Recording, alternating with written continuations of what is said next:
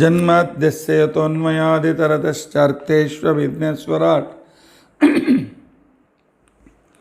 तेने ब्रह्महृदाय आदिकवये मुह्यन्ति यं सूरयः तेजो वारिमृदां यथा विनिमयो यत्र त्रिसर्गो मृषा धाम्ना स्वेन सदा निरस्तकुहकं सत्यं परं धीमहि सृष्टिस्थित्यप्यहेया नियतिदृशितमो बन्धमोक्षाश्च यस्मात् अस्य श्री ब्रह्मरुद्र प्रभृतिसुरनरद्वीषशत्रुत्मकस्य विष्णोर्व्यस्ताः समस्ताः सकलगुणनिधिः सर्वदोषव्यपेतः पूर्णानन्दाव्ययो यो गुरुरपि परमश्चिन्तयेतं महान्तम् धर्मप्रोज्झितकैतवोऽत्र परमः निर्मत्सराणां सतां वेद्यं वास्तवमत्र वस्तुशवदं तापत्रयोन्मूलनं श्रीमद्भागवते महामुनिकृते किं वा परैरीश्वरः सद्यो हृत्यवरुद्धतेऽत्र कृतिभिः शुश्रूषुभिस्तक्षणात् निगमकल्पतरोर्गलितं फलं शुकमुखादमृतद्रवसंयुतं पिबत भागवतं रसम् आलयं मुहुरहो रसिकाः भुवि भावुकाः अभ्रमं भङ्गरहितम् अजडं विमलं सदा आनन्दतीर्थमतुलं भजे तापत्रयापहम् भवति यदनुभावादेडमुकोऽपि वाग्मी जडमतिरपि जन्तुर्जायते प्राज्ञमौलिः सकलवचनचेतो देवता भारती सा मम वचसि निधत्तां सन्निधिं मानसे च अस्मद्गुरुसमारम्भां टीकाकृत्पादमध्यगां श्रीमदाचार्यपर्यन्तां वन्दे गुरुपरम्परां विद्यायां युबुधाचार्यं वेदज्ञानाब्धिचन्दिरं दुर्मतध्वान्तमार्ताण्डं सत्यध्यानमुनिं भजे पञ्चाशद्वर्षपर्यन्तं सततं रामपूजकः श्रीसत्यप्रमोदगुरुराट् भासतां नो हृदम्बरे बन्धुस्त्वं गुरुरिष्टदैवतमिति त्वत्पादपङ्केरुहं प्राप्तं मां परिपालयेति सततं याचे निबद्धाञ्जलिः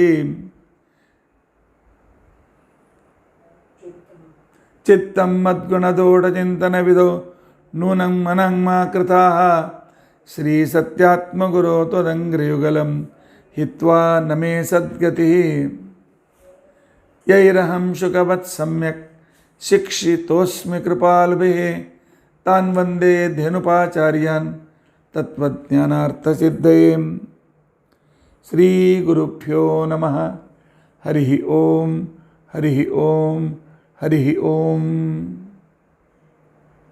स्वस्त्यस्तु असेड सन्मङ्गलानि सन्तु श्लोकैकश्रवणपठनमात्रेण वक्तुश्च श्रोतॄणां निखिलकलिकृतकल्मषापनोडदनपडुतरे धर्माद्यखिलपुरुषार्थसाधनीभूते अद्य श्रीमद्भागवते द्वितीयस्कन्धे स्कन्धान्तरकथा प्रारम्भे सति किञ्चित् पूर्वकथानुवादः हरिः ओं हरिः ओं हरिः ओं ಬ್ರಹ್ಮದೇವರ ವಾಸುದೇವರೂಪಿಯಾದಂಥ ಪರಮಾತ್ಮನಿಂದ ಹುಟ್ಟಿದ ಬ್ರಹ್ಮದೇವರಿಗೆ 48ನೇ ವಯಸ್ಸಿನವರೆಗೂ ಆದ ಆ ವಿವಿಧ ಚೇತನರ ಸೃಷ್ಟಿಗಳು, ತತ್ವಾಭಿಮಾನಿಗಳ ಸೃಷ್ಟಿಗಳು, ಆನಂತರ ಪ್ರಕೃತಿಯಲ್ಲಿರ್ತಕ್ಕಂಥ ವಿಕೃತಿ, ಅದರಿಂದ ಆಗತಕ್ಕಂಥ ತತ್ವಗಳು, ಬ್ರಹ್ಮಾಂಡದ ಹೊರಗೆ ಇರ್ತಕ್ಕಂಥ 9 ಆವರಣಗಳ ಆ ತತ್ವಗಳು, ಲಿಂಗದೇಹದ ಹೊರಗಿರ್ತಕ್ಕಂಥ ಮತ್ತು ಒಳಗಿರ್ತಕ್ಕಂಥ ತತ್ವಗಳ ವಿಚಾರ, ಇವೆಲ್ಲವನ್ನು ನೋಡಿ ಕೊನೆಗೆ ಪರಮಾತ್ಮ ತಾನು ಬ್ರಹ್ಮಾಂಡವನ್ನು ಬ್ರಹ್ಮಾಂಡಕ್ಕೆ ಛಿದ್ರ ಮಾಡಿ ಇಲ್ಲಿ ಬಂದು ತಾನೇ ನೀರನ್ನು ಸೃಷ್ಟಿಸಿಕೊಂಡು ಆ ನೀರಿನಲ್ಲಿ ಶೇಷಶಾಹಿಯಾಗಿ ರಮಾದೇವಿಯಿಂದ ತಾನು ಸೇವಿತನಾಗಿ ಒಂದು ದೇವತೆಗಳ ದಿವ್ಯ 1000 ವರ್ಷಗಳವರೆಗೂ ರಮಾದೇವಿಯಿಂದ ಸೇವೆಯನ್ನು ತೆಗೆದುಕೊಂಡ ನಂತರ ಈ ಬ್ರಹ್ಮಾಂಡದ ಒಳಗೆ ತೆಗೆದುಕೊಂಡಿರ್ತಕ್ಕಂಥ ರೂಪಕ್ಕೆ ವಿರಾಟ್ ರೂಪ, 2ನೇ ಪುರುಷ ರೂಪ, ವಿರಾಟ್ ರೂಪ ಅಂತ ತಿಳ್ಕೊಂಡಂತ ಹೇಳಿ ಸರ್. ಬ್ರಹ್ಮದೇವರ ಜೊತೆಗೆ ತಾನು ಸೇರಿಕೊಂಡಿದ್ದಾನೆ, ಬ್ರಹ್ಮದೇವರನ್ನು ತನ್ನ ಹೊಟ್ಟೆಯಲ್ಲಿ ಇಟ್ಕೊಂಡಿರ್ತಕ್ಕಂಥ ಸಂದರ್ಭದಲ್ಲಿ ಆಗ ಪರಮಾತ್ಮನಿಗೆ ಇಷ್ಟೆಲ್ಲ ವಿಚಾರವನ್ನು ಕೇಳಿದ್ದೀರಿ, ಅವಶ್ಯವಾಗಿ ಕೇಳಿ. ಏನಿದೆ ಅಂತನ್ನೋದು ಗೊತ್ತಾದರೂ ಕೂಡ ಪರಮಾತ್ಮನ ಮಹಿಮೆ ಉಪಕಾರ ಎಷ್ಟಿದೆ ಅಂತ ನಮಗೆ ಗೊತ್ತಾಗ್ತದೆ. ಅವನಿಲ್ಲದೆ ಜಗತ್ತಿಲ್ಲ, ಅವನಿಲ್ಲದೆ ಜಗತ್ತಿನಲ್ಲಿ ಯಾವ ಕಣವೂ ಇಲ್ಲ, ಅವನಿಲ್ಲದೆ ನಾವಿಲ್ಲ, ಅವನಿಲ್ಲದೆ ನಮ್ಮ ಶರೀರವಿಲ್ಲ, ನಮ್ಮ ಅವಯವಗಳಿಲ್ಲ, ನಮ್ಮ ಯಾವುದೇ ರೀತಿಯಾಗಿರ್ತಕ್ಕಂಥ ಕ್ರಿಯೆಗಳಿಲ್ಲ, ಏನೂ ಇಲ್ಲ. ನಾವು ಏನೂ ಮಾಡಲಿಕ್ಕಾಗೋದಿಲ್ಲ, ಕಲ್ಲಿನಂತೆ ಬಿತ್ಕೊಳ್ಬೇಕಾಗ್ತದೆ. ಅವನಿಲ್ಲದೆ ಏನೂ ಇಲ್ಲ, ನಾವು ಕಲ್ಲಿನಂತೆ ಬಿತ್ಕೊಳ್ಬೇಕಾಗ್ತದೆ. ಎಷ್ಟು ಅವನು ಉಪಕಾರ. ಆದರೂ ದೇವರಿಲ್ಲ, ಎಲ್ಲ ನಾವೇ ಮಾಡ್ತೇವೆ, ತಾನಾಗೆ ಆಗಿದೆ ಅಂತಕ್ಕಂಥವ್ರನ್ನ ಬಿಟ್ಬಿಡೋಣ. ಪುನಃ ಅವರನ್ನು ತೆಗೆದುಕೊಂಡು ಅವ್ರನ್ನ ನಿಜವಾಗಿಯೂ ಅವರು ಪ್ರತಿಪಕ್ಷಗಳೇ ಅಲ್ಲ. ಯಾಕೆ ಪ್ರತಿಪಕ್ಷಗಳಿಗೆ ಏನಾದರೂ ಒಂದು ರೀತಿಯಾಗಿರ್ತಕ್ಕಂಥ ಆಧಾರ ಬೇಕಾಗ್ತದೆ, ಇರಲಿ ಅಂತ ಅವ್ರ ವಿಚಾರ ಬಂದಾಗ ನೋಡಿಕೊಳ್ಳೋಣ. ಪರಮಾತ್ಮ ತಾನು ಸಂಪೂರ್ಣ ಈ ಜಗತ್ತನ್ನು ಸೃಷ್ಟಿ ಮಾಡುವುದಕ್ಕೋಸ್ಕರ ತನ್ನನ್ನು 50,000 ಯೋಜನದಷ್ಟು ದೊಡ್ಡ ರೂಪವನ್ನು ತೆಗೆದುಕೊಂಡ. 50,000 ಯೋಜನದಷ್ಟು ದೊಡ್ಡ ರೂಪ, ವಿರಾಟ್ ರೂಪ. ಬ್ರಹ್ಮದೇವರಿಗೂ ಅಷ್ಟೇ ರೂಪವನ್ನು ಕೊಟ್ಟಿದ್ದಾನೆ. ಯಾಕೆಂದರೆ ಬ್ರಹ್ಮದೇವರ ಒಳಗಿದ್ದು ಪರಮಾತ್ಮ ಕಾರ್ಯವನ್ನು ಮಾಡ್ತಾ ಇದ್ದಾನೆ. ಬ್ರಹ್ಮದೇವರು ನಾರದನಿಗೆ ಹೇಳ್ತಾರೆ, ನಾರದ ನೋಡಿದೆಯಾ, ನಾನು ಎಲ್ಲ ಮಾಡ್ತೇನೆ, ನಾನು ಸರ್ವಜ್ಞ, ನಾನೇ ಸೃಷ್ಟಿಕರ್ತ ಅಂತಂದೆ, ನನಗೆ ಎಲ್ಲಿ ಪರಿಸ್ಥಿತಿ ಇದೆ ಇಲ್ಲಿ? ಆ ಪರಮಾತ್ಮನ ವಿರಾಟದಲ್ಲಿ ನನ್ನ ಸ್ಥಾನ ಭಾಳ ಅಲ್ಪ. ಆದರೂ ಪರಮಾತ್ಮ ನನ್ನ ಕಡೆಯಿಂದ ಎಷ್ಟು ಕೆಲಸ ಮಾಡಿಸ್ತಾ ಇದ್ದಾನೆ ಅರ್ಥ ಮಾಡಿ. ಆ ಶರೀರದ ಮೇಲೆ ನನ್ನ ಅಭಿಮಾನ ಇರೋದರಿಂದಾಗಿ, ನಾನು ಆ ಶರೀರಕ್ಕೆ ಅಭಿಮಾನಿಯಾದ್ದರಿಂದಾಗಿ, ನನ್ನ ಶರೀರ ಅಂತನ್ನೋ ಒಂದು ಅಭಿಮಾನ ನನಗಿರೋದರಿಂದಾಗಿ ಆ ವಿರಾಟ್ 50,000 ಯೋಜನ ವಿಸ್ತೀರ್ಣವಾದ ಆ ವಿರಾಟ್ ರೂಪ ನನ್ನ ಶರೀರ ಅಂತ ತಿಳ್ಕೊಂಡಂತ ಹೇಳಿ ಆ ಕಾಲದಲ್ಲಿ ನಾನು ಅದನ್ನು ತಿಳಿದುಕೊಂಡು ಆ ಪರಮಾತ್ಮನ ಸೇವೆಗೆ ಸನ್ನದ್ಧನಾಗಿದ್ದೆ. ಇದಕ್ಕೆ ವಿರಾಟ್ ಅಂತ ತಿಳ್ಕೊಂಡಂತ ಯಾಕೆ ಹೆಸರು ಬಂತು ಅಂತಂದರೆ, ನಾವಿಬ್ಬರು ಬಹಳ ಅತ್ಯಂತ ಶುಭ್ರವಾಗಿರ್ತಕ್ಕಂಥ ಪ್ರಕಾಶದಿಂದ ನಾವು ವಿಶಾಲವಾಗಿ ಪ್ರಕಾಶಿತರಾಗ್ತಾ ಇದ್ದೀವಿ. ಆದ್ದರಿಂದಾಗಿ ಇದಕ್ಕೆ ವಿರಾಟ್ ಅಂತ ತಿಳ್ಕೊಂಡಂತೇಳಿ ಹೆಸರು. ಅದೊಂದು ನಾವು ಇರುವ ಸ್ಥಾನ ನಗರವಾದ್ದರಿಂದ ಪುರೀಶೇತೆ, ಆ ನಗರದಲ್ಲಿ ನಾವು ಇರೋದರಿಂದಾಗಿ ಅದು ಪುರುಷ ಅಂತ ತಿಳ್ಕೊಂಡು ಅನಿಸ್ಕೊಳ್ತು. ಮತ್ತೊಮ್ಮೆ ನೆನಪು ಮಾಡಿಕೊಡ್ತೇನೆ, ಬ್ರಹ್ಮಾಂಡದ ಹೊರಗೆ ಆವರಣಾದಿಗಳನ್ನೆಲ್ಲವನ್ನೂ ಸೃಷ್ಟಿ ಮಾಡಿದ ಪರಮಾತ್ಮನ ರೂಪ ಬ್ರಹ್ಮಾಂಡದ ಹೊರಗಿನ ಪುರುಷ ರೂಪ. ಇದು ಬ್ರಹ್ಮಾಂಡದ ಒಳಗೆ ಸೃಷ್ಟಿ ಮಾಡತಕ್ಕಂಥ ವಿರಾಟ್ ಪುರುಷ ರೂಪ. ಈ ಪುರುಷ ರೂಪವನ್ನು ಪರಮಾತ್ಮ ತಾನು ಏನು ಮಾಡ್ದ ಅಂತ ತಿಳ್ಕೊಂಡಂತಂದರೆ, ಎಲ್ಲ ದೇವತೆಗಳ ಜೊತೆಯಲ್ಲಿ ತಾನು ಇದರಲ್ಲಿ ಪ್ರವೇಶ ಮಾಡಿ ಈ ಸೃಷ್ಟಿಗೆ ಬೇಕಾಗಿರ್ತಕ್ಕಂಥ ಏನು ಆಚ್ಛಾದನಗಳಿದ್ದು ಅವುಗಳನ್ನೆಲ್ಲ ದೂರ ಮಾಡಿದ್ದಾನೆ. ದೂರ ಮಾಡಿದ ಈ ವಿರಾಟ್ ಪುರುಷನಾದ ಪರಮಾತ್ಮನಿಗೆ 1000 ತಲೆಗಳಿದ್ದು, 1000 ಕಣ್ಣುಗಳು, 1000 ಕೈಗಳು, 1000 ಕಾಲುಗಳು, 1000 ವಿಶಿಷ್ಟವಾಗಿರ್ತಕ್ಕಂಥ ಆ ಪರಮಾತ್ಮನು ಅಷ್ಟು ಅಂಥ ವಿಶಾಲವಾದ ರೂಪದಿಂದ ನನ್ನಲ್ಲಿ ಅಧಿಷ್ಠಾನವನ್ನು ಹೊಂದಿ ನನ್ನ ಅಂತರ್ಯಾಮಿಯಾಗಿದ್ದು ನನ್ನ ಪಾಲಕನಾಗಿ ನನಗೆ ಪ್ರೇರಕನಾಗಿ ಈ ಸೃಷ್ಟಿಯಾದಿಗಳನ್ನೆಲ್ಲ ಮಾಡ್ತಾ ಇದ್ದ. ಆದರೆ ನನ್ನಲ್ಲಿ ಇದ್ದರೂ ನನ್ನ ಯಾವ ನ್ಯೂನತೆ ಅವನಲ್ಲಿ ಇರಲಿಲ್ಲ. ನ್ಯೂನತೆಯಿಂದ ರಹಿತನಾಗಿದ್ದ ಆ ಭಗವಂತ ನನ್ನ ಅಂತರ್ನಿಯಾಮಕನಾಗಿರ್ತಕ್ಕಂಥ ಪರಮಾತ್ಮ ನನ್ನಿಂದ ಅಭಿಮನ್ಯವಾಗಿರ್ತಕ್ಕಂಥ ಆ ವಿರಾಟ್ ಶರೀರವನ್ನೇ, ಆ ವಿರಾಟ್ ಶರೀರಕ್ಕೆ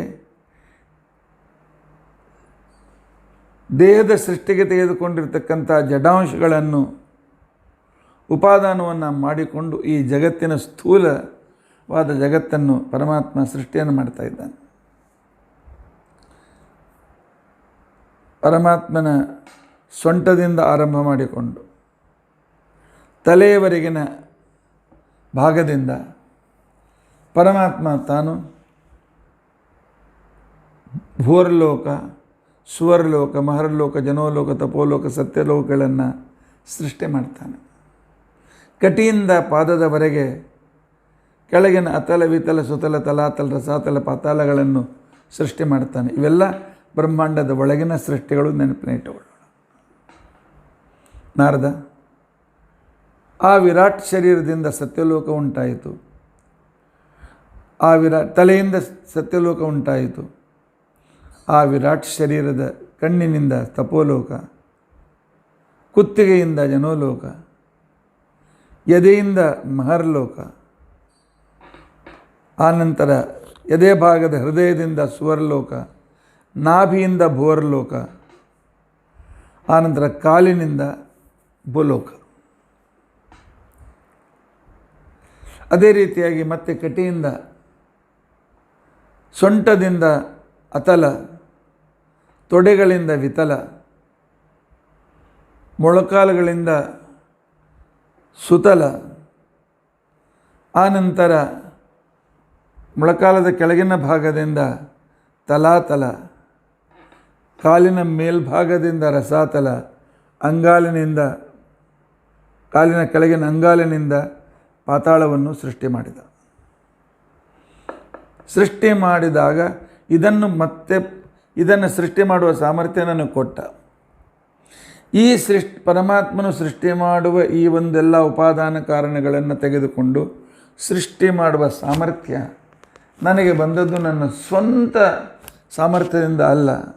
ನಾನು ಗಾಯತ್ರಿಯ ಮೊದಲನೇ ಪಾದವಾಗಿರ್ತಕ್ಕಂಥ ತತ್ಸವಿತುರ್ವರೆಣ್ಯಂ ಈ ಪಾದದ ಉಪಾಸನೆಯನ್ನು ನಾನು ಮಾಡಿದ್ದರಿಂದಾಗಿ ಇಲ್ಲಿರ್ತಕ್ಕಂಥ ಈ ಪಾದದ ಉಪಾಸನೆ, ಈ ಪಾದಾಮಾನಿಯಾಗಿರ್ತಕ್ಕಂಥ ಆ ಶಂಕರನ ರೂಪಿಯಾಗಿರ್ತಕ್ಕಂಥ ಪರಮಾತ್ಮನ ಉಪಾಸನೆಯನ್ನು ಮಾಡಿದ್ದರಿಂದಾಗಿ ನನಗೆ ಈ ವಿಶಿಷ್ಟವಾಗಿರ್ತಕ್ಕಂಥ ಸಾಮರ್ಥ್ಯ ಬಂದಿತ್ತು.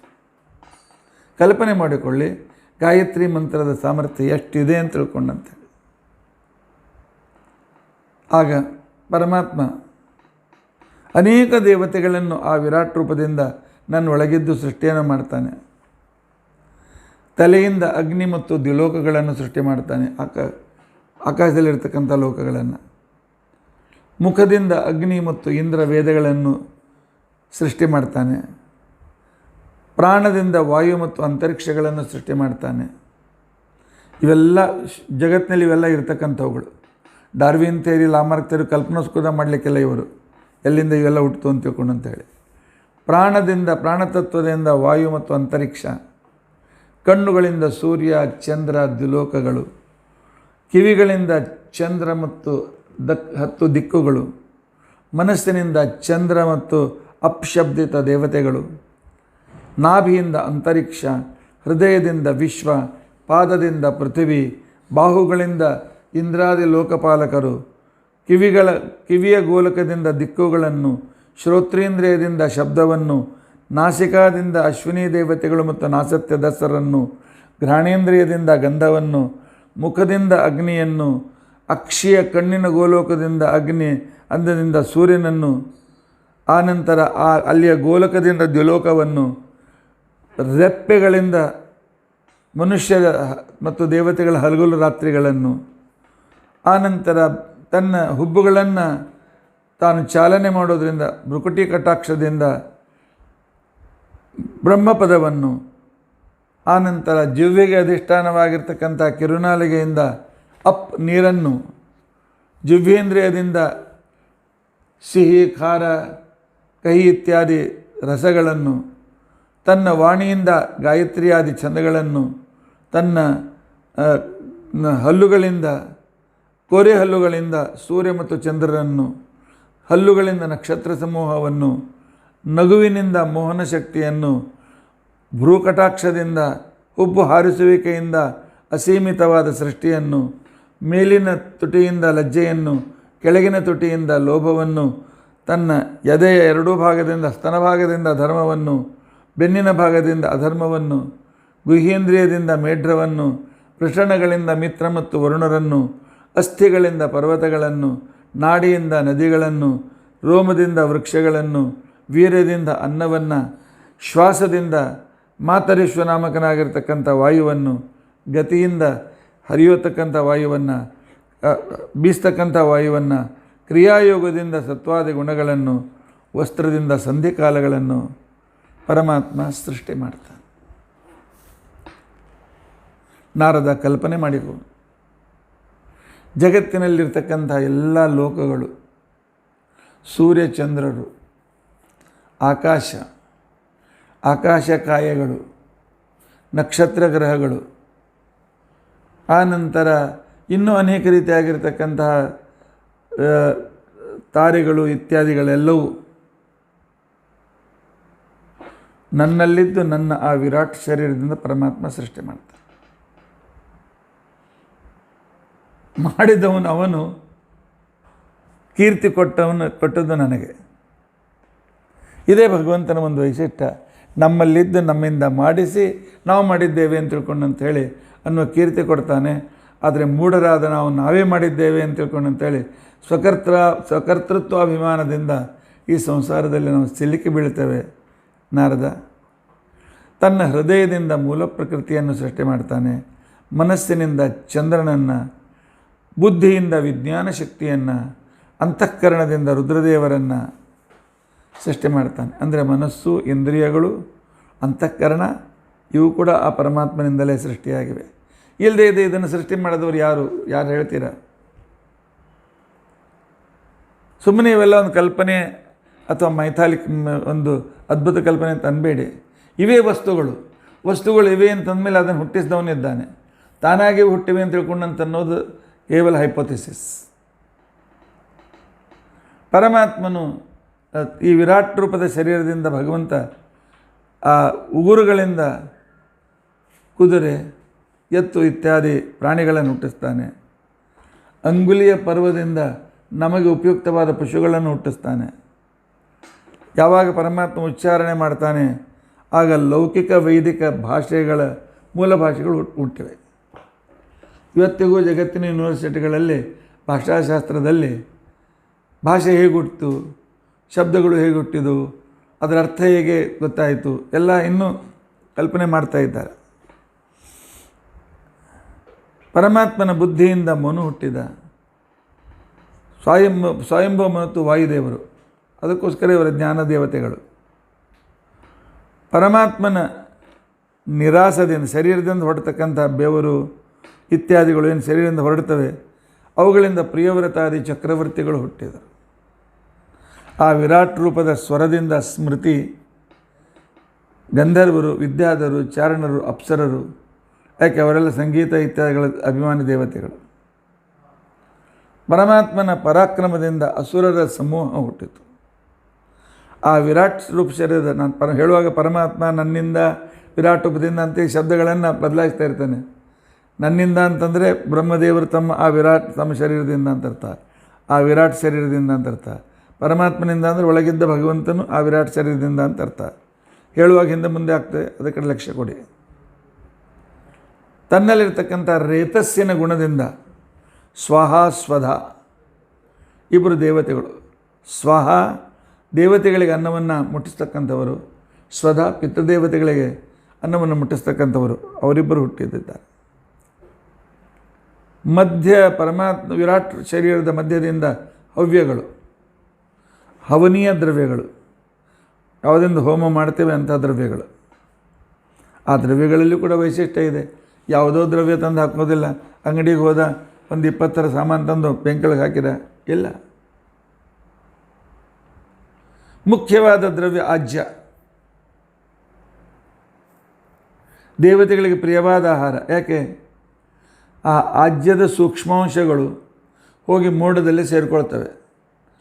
ಅದೇ ಮುಂದೆ ವನಸ್ಪತಿಯಲ್ಲಿ ಅಮಿನೋ ಆ್ಯಸಿಡ್ಗಳನ್ನು ತಂದು ಕೊಡ್ತಕ್ಕಂತಹ ಈ ತುಪ್ಪದ ಪ್ರಮಾಣದಿಂದ ಜಗತ್ತಿಗೆ ಎಣ್ಣೆಗಳು ಸಿಗ್ತಾ ಇವೆ. ಎಣ್ಣೆಯನ್ನು ಕೊಡ್ತಕ್ಕಂತಹ, ಎಣ್ಣೆ ತುಪ್ಪ ಕೊಡ್ತಕ್ಕಂತಹ ಪ್ರಾಣಿಗಳು ಮತ್ತು ಎಣ್ಣೆ ಕೊಡ್ತಕ್ಕಂತಹ ಧಾನ್ಯಗಳು ಇವೆ ಜಗತ್ತಿನಲ್ಲಿವೆ. ಆನಂತರ ಅನ್ನದಾಹುತಿ ಕೊಡ್ತವೆ, ಕಾರ್ಬೋಹೈಡ್ರೇಟ್. ಪಾಯಸದಾಹುತಿ ಕೊಡ್ತೇವೆ, ಗ್ಲುಕೋಸ್ ಬೇಕು. ಆನಂತರ ಸಮಿತಿಗಳ ಆಹುತಿಯನ್ನು ಕೊಡ್ತೇವೆ. ವನಸ್ಪತಿಗಳಿಗೆ ಸೆಲ್ಯುಲಸ್ ಅಂತ ಅಂತಕ್ಕಂಥ ಒಂದು ವಿಶಿಷ್ಟವಾಗಿರ್ತಕ್ಕಂಥ ಗೊಬ್ಬರ, ಸೆಲ್ಯುಲಸ್ ಅಂತಕ್ಕಂಥ ತತ್ವ ಬೇಕಾಗ್ತದೆ. ಇದು ಈ ಸಮಿತಿಗಳಲ್ಲಿ ಅದು ರಿಚಿಯಾಗಿರ್ತದೆ. ಇದನ್ನು ಹವ್ಯದಿಂದ ನಾವು ಪರಮಾತ್ಮ ಜಗತ್ತಿಗೆ ಹವ್ಯ ಮಾಡಿದಾಗ ಆ ಸೂರ್ಯನ ಕಿರಣದಿಂದ ಹೋಗಿ ದೇವತೆಗಳು ಅದರ ಸಾರವನ್ನು ತೆಗೆದುಕೊಂಡು ಪುನಃ ಹುಟ್ಟಿಸೋದಕ್ಕೋಸ್ಕರ ಮೋಡಗಳಲ್ಲಿ ಇರ್ತಾರೆ. ಮೋಡಗಳ ಮುಖಾಂತರ ಸಂಪೂರ್ಣ ಜಗತ್ತಿಗೆ ಗೊಬ್ಬರ ಸಿಗ್ತದೆ. ಇದಾದ ನಂತರ ವಿರಾಟ್ ನಾಮಕನಾಗಿರ್ತಕ್ಕಂಥ ಹರಿ ನನ್ನ ಈ ಶರೀರದಿಂದ ಅಗ್ನಿಷ್ಠೋಮ ಮೊದಲಾದ ಯಜ್ಞಗಳನ್ನು ಸೃಷ್ಟಿ ಮಾಡಿದ. ಯಜ್ಞಗಳನ್ನು ಸೃಷ್ಟಿ ಮಾಡುವ ಅವಶ್ಯಕತೆ ಏನಿದೆ? ಯಜ್ಞ ಯಾಗ ನಡೀತಾ ಇವೆ. ಆದ್ದರಿಂದಾಗಿ ಮೋಡಗಳು, ಅದರಿಂದ ಜನರಿಗೆ ಮಳೆ, ಅನ್ನ ಸಿಗ್ತಾ ಇದೆ. ಎಂದು ಯಜ್ಞಯಾಗಲು ನಿಲ್ತದೆ, ಕೇವಲ ಬರಗಾಲ ಬೀಳ್ತದೆ. ಯಜ್ಞಯಾಗಾದಿಗಳು ಅತ್ಯಂತ ಅನಿವಾರ್ಯತೆ. ಆ ಯಜ್ಞಯಾಗ ಬೇಕಿರತಕ್ಕಂಥ ಪಶುಗಳನ್ನು ಪರಮಾತ್ಮ ಸೃಷ್ಟಿ ಮಾಡಿದ್ದಾನೆ. ಹಾಲು ಇತ್ಯಾದಿಗಳೆಲ್ಲ ಬೇಕು ಅದಕ್ಕೋಸ್ಕರ. ಆನಂತರ ವನಸ್ಪತಿಗಳು ಬೇಕು. ಯಾಕೆಂದರೆ ಆ ಸಮಿತಿಗಳು ಔಷಧಿಯುಕ್ತವಾದಂಥ ವನಸ್ಪತಿಗಳು, ಅದರಿಂದ ಜಗತ್ತಿಗೆ ಔಷಧಿ ಸಿಗಬೇಕು. ಆನಂತರ ದೇವಯಜನವನ್ನು, ದೇವತೆಗಳಿಗೆ ಸಂಬಂಧಿರತಕ್ಕಂಥ ಯಜ್ಞಯಾಗಾದಿಗಳನ್ನು ಸೃಷ್ಟಿ ಮಾಡಿದ್ದಾನೆ. ಇಂತಿಷ್ಟು ಕಾಲ ಈ ಯಜ್ಞ ಮಾಡಬೇಕು, ಇಂಥ 1 ತಿಂಗಳವರೆಗೂ, 1 ವರ್ಷದವರೆಗೂ ಇತ್ಯಾದಿ, ಅದಕ್ಕೋಸ್ಕರ ಕಾಲವನ್ನು. ಆನಂತರ ಅವುಗಳನ್ನು ಸ್ವೀಕಾರ ಮಾಡಿ ನಮ್ಮ ಮೇಲೆ ಉಪಕಾರ ಮಾಡತಕ್ಕಂಥ ವಸ್ತುಗಳನ್ನು, ಔಷಧಿಗಳನ್ನು, ಆನಂತರ ಅಮಿನೋ ಆ್ಯಸಿಡ್ಗಳನ್ನು, ಸ್ನೇಹವನ್ನು, ಆನಂತರ ರಸವನ್ನು, ಲೋಹವನ್ನು, ಲೋಹದ ಇಲ್ಲದೆ ಇದ್ದ ಜಗತ್ತಿನಲ್ಲಿ ವ್ಯವಹಾರ ಮಾಡಲಿಕ್ಕಾಗೋದಿಲ್ಲ, ಮಣ್ಣನ್ನು, ಋಗ್ವೇದವನ್ನು, ಯಜುರ್ವೇದವನ್ನು, ಸಾಮವೇದವನ್ನು, ಅಥರ್ವವೇದವನ್ನು, ಆನಂತರ ತನ್ನ ಇಂದ್ರಾದಿ ಅನೇಕ ನಾಮಗಳನ್ನು, ಯಾವುದರಿಂದ ಹೋಮ ಮಾಡಬೇಕು ಅದಕ್ಕೋಸ್ಕರ, ಅದಕ್ಕೆ ಬೇಕಾದ ಮಂತ್ರಗಳನ್ನು, ಅದಕ್ಕೆ ಬೇಕಾಗಿರ್ತಕ್ಕಂಥ ದಕ್ಷಿಣೆಯನ್ನು, ಅಂದರೆ ಮಹಾಲಕ್ಷ್ಮಿ ಸ್ವರೂಪವನ್ನು, ಅದಕ್ಕೆ ಮಾಡ್ತಕ್ಕಂಥ ಮನುಷ್ಯರು ಮಾಡಿ ಶ್ರೇಯಸ್ಸನ್ನು ಪಡೆಯಲಿ ಅಂತ ಅನೇಕ ವ್ರತಗಳನ್ನು, ದೇವತೆಗಳನ್ನು, ತಾರತಮ್ಯ ಸಹಿತವಾದ ದೇವತೆಗಳನ್ನು, ಎಲ್ಲವೂ ಈ ವಿರಾಟ್ ಶರೀರದಿಂದ ಹುಟ್ಟಿವೆ. ಆನಂತರ ಕಲ್ಪ, ಪ್ಲ್ಯಾನಿಂಗ್, ಸಂಕಲ್ಪ, ಪ್ಲ್ಯಾನಿಂಗದ ನಿಶ್ಚಯದಿಂದ ಪ್ರವೃತ್ತಿ, ಆನಂತರ ಮೀಮಾಂಸಾ ಸೂತ್ರ ಅನಿಸ್ಕೊಂಡಿರ್ತಕ್ಕಂಥ ಬ್ರಹ್ಮಸೂತ್ರ, ಅದರಿಂದ ಸಿಗ್ತಕ್ಕಂಥ ಫಲ, ಜ್ಞಾನ, ಶ್ರದ್ಧಾ, ತಪ್ಪು ಮಾಡಿದಾಗ ಪ್ರಾಯಶ್ಚಿತ್ತ, ಇವೆಲ್ಲವೂ ವಿರಾಟ್ ರೂಪಿಯಾಗಿರ್ತಕ್ಕಂಥ ಪರಮಾತ್ಮನಿಂದ. ಅಂದರೆ ವಿರಾಟ್ ರೂಪಿಯಾದ ಪರಮಾತ್ಮ ನನ್ನ ವಿರಾಟ್ ಶರೀರದಿಂದ ಇದನ್ನು ಹುಟ್ಟಿಸಿದ್ದಾನೆ. ಕಲ್ಪನೆ ಲಿಸ್ಟ್ ಮಾಡ್ತಾ ಇದ್ದೀರಾ? ಲಿಸ್ಟ್ ಮಾಡಿದ್ದಾರೆ, ಯಾವುದಾದ್ರೂ ಬಿಟ್ಟು ಹೋಗಿದೆಯಾ? ಜಗತ್ತಿಗೆ ಉಪಕಾರಕವಾದ ಎಲ್ಲವೂ ಆ ಭಗವಂತನಿಂದಲೇ ಹುಟ್ಟಿದೆ. ಅವು ಇದ್ದಿದ್ದಿಲ್ಲ ಅಂತ ತಿಳ್ಕೊಂಡಂತಂದರೆ ನಮ್ಮ ಯಜ್ಞಯಾಗಾದಿಗಳು ಇಲ್ಲ, ಅದರಿಂದ ಆಹಾರಾದಿಗಳು ಇಲ್ಲ. ಯಜ್ಞದಿಂದ ಮೋಡಗಳು, ಮೋಡದಿಂದ ಮಳೆ, ಮಳೆಯಿಂದ ಬೆಳೆ, ಬೆಳೆಯಿಂದ ಅನ್ನ, ಅನ್ನದಿಂದ ನಮ್ಮ ಶರೀರ, ಮತ್ತೆ ಪುನಃ ಯಜ್ಞದಿಂದ ಈ ರೀತಿಯಾಗಿರ್ತಕ್ಕಂಥ ಚಕ್ರವನ್ನು ಪರಮಾತ್ಮನ ಭಗವದ್ಗೀತೆಯಲ್ಲಿ ಹೇಳಿದ್ದಾನೆ.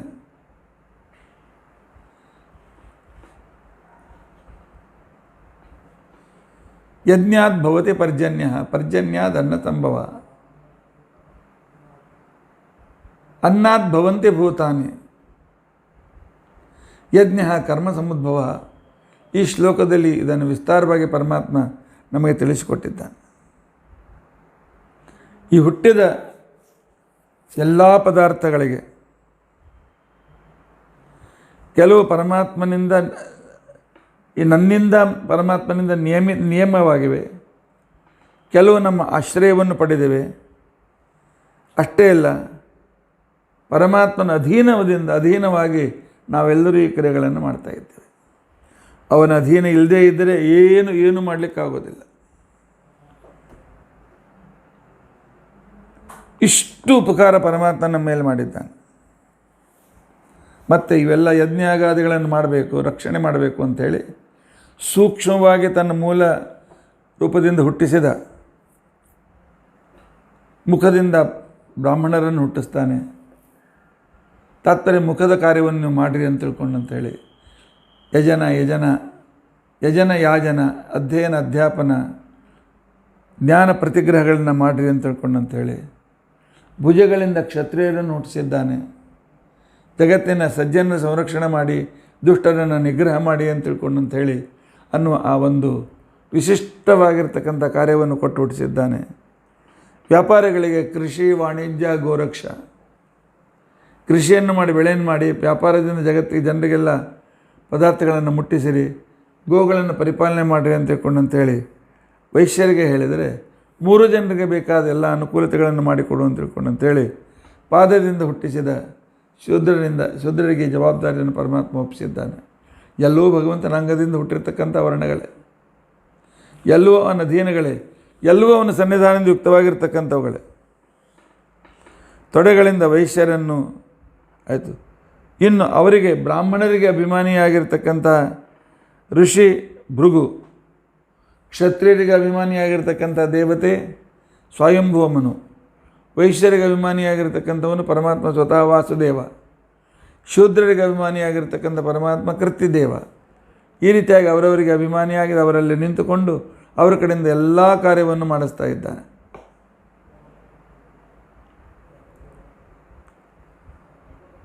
ಇವೆಲ್ಲವೂ ಪರಮಾತ್ಮನು ಏನು ಮಾಡ್ತಾನೆ ಅಂತಂದರೆ ಹುಟ್ಟಿಸ್ತಾನೆ, ಅದರಲ್ಲಿ ಮತ್ತೆ ಪುನಃ ತಾನು ಪ್ರವೇಶ ಮಾಡಿ ಅಲ್ಲಿ ಕಾರ್ಯಗಳನ್ನು ನಡೆಸ್ತಾನೆ.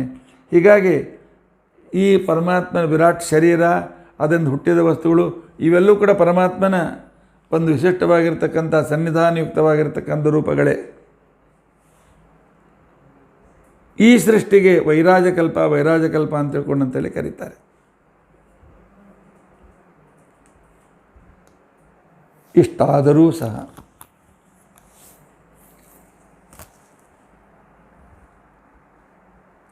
ದೇವತೆಗಳಿಗೆ ಕಣ್ಣು ಇತ್ತು, ಆದರೆ ಆ ಕಣ್ಣಿಂದ ಅವ್ರು ನೋಡಲಿಕ್ಕೆ ಸಮರ್ಥರಾಗಿರ್ತಾರೆ. ಕಣ್ಣು ಅಂತಂದರೆ ಕಣ್ಣಿನ ಈ ಒಂದು ಕುಳಿ ಇತ್ತು.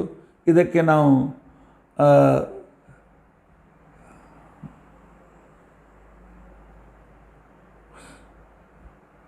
ಗೋಲಕ ಅಂತಿಕೊಂಡು ಅಂತೇಳಿ ಕರೀತೇವೆ. ಕಣ್ಣನ್ನು ಗೋಲಕ ಅಂದರೆ ಈ ಕುಳಿ, ಮೂಗಿರ್ತಕ್ಕಂಥ ಸ್ಥಳ ಅದೊಂದು ತೂತುಗಳು, ಬಾಯಿ ಅಂತನೂ ತೂತು, ಕಿವಿ ಅಂತನೂ ತೂತು. ಹೀಗಾಗಿ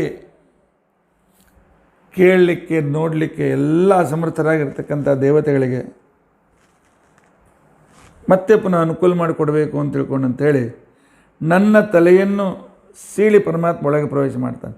ಸುಷುಮ್ನಾದಿಂದ ಒಳಗೆ ಪ್ರವೇಶ ಮಾಡಿ ಆ ಕಾಲದಲ್ಲಿ ಆಗ ಅವನು ನಮ್ಮ ಕಣ್ಣಿನಲ್ಲಿದ್ದು ತಾನು ನೋಡಿ ತೋರಿಸ್ತಾ ಇದ್ದಾನೆ, ಕಿವಿಯಲ್ಲಿದ್ದು ಕೇಳಿಸ್ತಾ ಇದ್ದಾನೆ, ಬಾಯಿಯಲ್ಲಿ ಎದ್ದು ಸ್ವಾದ ನೋಡಿ ಅದರ ರುಚಿ ಕೊಡ್ತಾ ಇದ್ದಾನೆ. ಆನಂತರ ಮೂಗಿನಲ್ಲಿದ್ದು ಸುಗಂಧ ನೋಡಿ ಅದರ ರುಚಿಯನ್ನು ಕೊಡ್ತಾನೆ. ಅದೇ ರೀತಿಯಾಗಿ ನಮ್ಮ ತ್ವಗೇಂದ್ರಿಯದಲ್ಲಿದ್ದುಕೊಂಡು ಆ ತ್ವಗೇಂದ್ರಿಯದ ಅನುಭವವನ್ನು ಕೊಡ್ತಾನೆ. ಈ ರೀತಿಯಾಗಿ ಪರಮಾತ್ಮ ಇಷ್ಟೆಲ್ಲ ನಮ್ಮ ಶರೀರದಲ್ಲೇ ವ್ಯಾಪ್ತನಾಗಿದ್ದಾನೆ.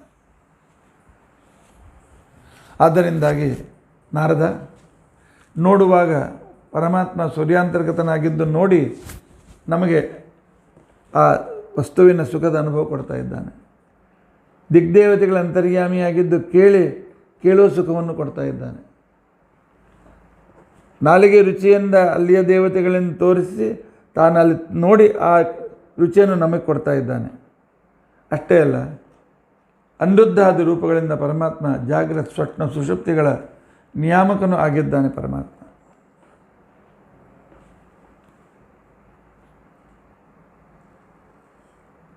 ಆಗ ಪರಮಾತ್ಮ ತಾನೇ ಸ್ವತಃ ಬ್ರಹ್ಮಾಂಡದ ಕೋಶದಲ್ಲಿ ಅನೇಕ ರೀತಿಯಾಗಿರ್ತಕ್ಕಂಥ ಅವಯವಗಳನ್ನು ಸೃಷ್ಟಿ ಮಾಡಬೇಕು, ಅದರ ವಿಭಾಗಗಳನ್ನು ಸೃಷ್ಟಿ ಮಾಡಬೇಕು ಅಂತ ತಿಳ್ಕೊಂಡು ಅಂಥೇಳಿ ಪರಮಾತ್ಮ ಮತ್ತೆ ಪುನಃ ಇಚ್ಛೆಯನ್ನು ಮಾಡ್ತಾ ಇದ್ದಾನೆ. ಅಂದರೆ ಭಗವಂತ ನಮ್ಮ ಕ್ರಿಯೆಗೆ ಯಾವುದೂ ಕಡಿಮೆಯಾಗಿ ಉಳಿಸೋದಿಲ್ಲ. ಅಲ್ಲಿ ಇದ್ದುಕೊಂಡು ಸೃಷ್ಟಿ ಮಾಡಬೇಕು ಅಂತ ಇಚ್ಛಾದಿಂದ ಅವನು ಗರ್ಭೋದಕವನ್ನು ಸೃಷ್ಟಿ ಮಾಡ್ತಾನೆ. ಆ ಗರ್ಭೋದಕ ಶ್ರೀಭೂ ರೂಪದಿಂದ ಅಥವಾ ಮಹಾಲಕ್ಷ್ಮೀ ಸ್ವರೂಪವಾದ ಚಿತ್ ಜ್ಞಾನ ಸ್ವರೂಪವಾಗಿರ್ತಕ್ಕಂಥ ನೀರಿಂದ ಮಿಶ್ರವಾಗಿತ್ತು. ಅಪ್ರಾಕೃತವಾಗಿರ್ತಕ್ಕಂಥ ನೀರಿತ್ತು. ಅಲ್ಲಿ ಶೇಷದೇವರನ್ನಿಟ್ಟು ಮಹಾಲಕ್ಷ್ಮಿಯ ಸ್ವೀಕಾರವನ್ನು ಮಾಡ್ತಾ ಮತ್ತೆ ಒಂದು 1000 ವರ್ಷ ಕಳೆದ ಇಷ್ಟೆಲ್ಲ ಸೃಷ್ಟಿ ಮಾಡಿ ಅವುಗಳ ವಿಕಾಸಕ್ಕೆ ಅವಕಾಶವನ್ನು ಕೊಟ್ಟು ತಾನು ಶೇಷದೇವರ ಮೇಲೆ ಮಲೆಕೊಂಡು ಲಕ್ಷ್ಮಿಯಿಂದ ಕಾಲನ್ನು ಒತ್ತಿಸಿಕೊಳ್ಳುತ್ತಾ ಆ ಕಾಲದಲ್ಲಿ ಆವಾಗ ಪರಮಾತ್ಮ ನಿದ್ದೆಯನ್ನು ನಾಟಕ ಮಾಡಿ ಈ ಬ್ರಹ್ಮನಿಂದ ನಾನು ಏನನ್ನು ಸೃಷ್ಟಿ ಮಾಡಿಸಬೇಕು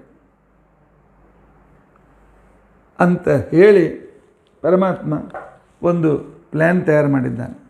ಪರಮಾತ್ಮ ಪ್ಲ್ಯಾನ್ ತಯಾರು ಮಾಡಿದ್ದಾನೆ, ಇದರರ್ಥ ಸಂಕಲ್ಪ ಮಾಡಿದ್ದಾನೆ ಅಂತ ಅರ್ಥ. ಭಗವಂತ ತಾನು ಎಲ್ಲ ದೇವತೆಗಳಲ್ಲಿ 3 ರೂಪದಿಂದ ಇರ್ತಾನೆ.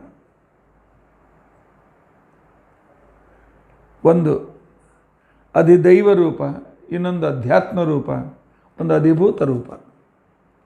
ಅಧಿಭೂತ ರೂಪ ಅಂತ ತಿಳ್ಕೊಂಡಂತಂದರೆ ಅಗ್ನಿ ಉರಿಯತಕ್ಕಂಥ ಬೆಂಕಿಯನ್ನು ಕಾಣಿಸ್ತದೆ, ಇದು ಅಧಿಭೂತ ರೂಪ.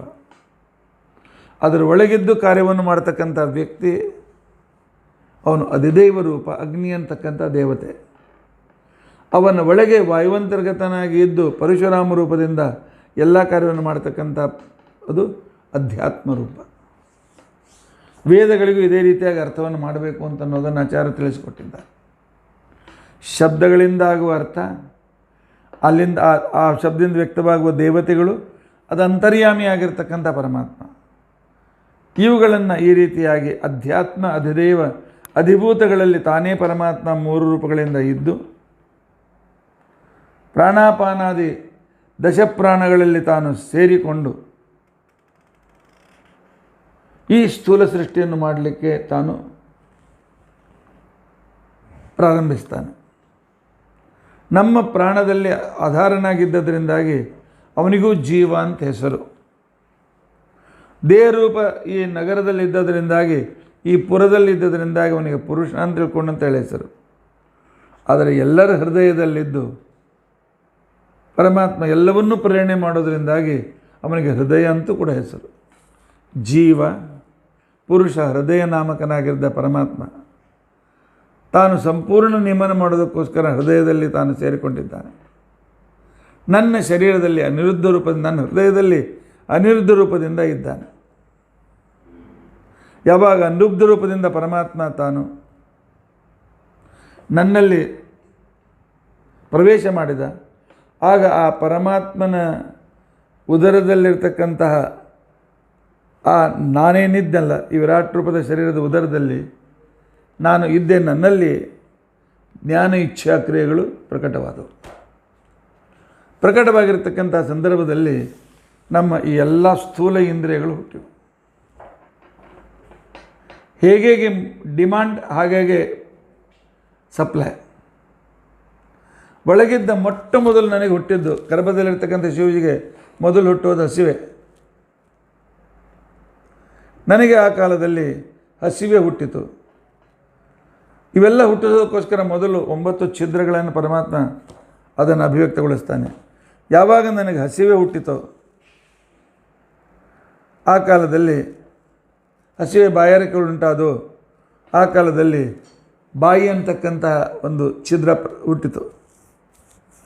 ಆ ಛಿದ್ರದಲ್ಲಿ ಪರಮಾತ್ಮ ತಾನು ಅನೇಕ ರಸಗಳನ್ನು ಅನುಭವ ಮಾಡೋದಕ್ಕೋಸ್ಕರ ವರುಣನ ಸಹಿತವಾಗಿ ಜಿಹ್ವೇಂದ್ರ ಸಹಿತವಾಗಿ ಪ್ರವೇಶ ಮಾಡಿದ.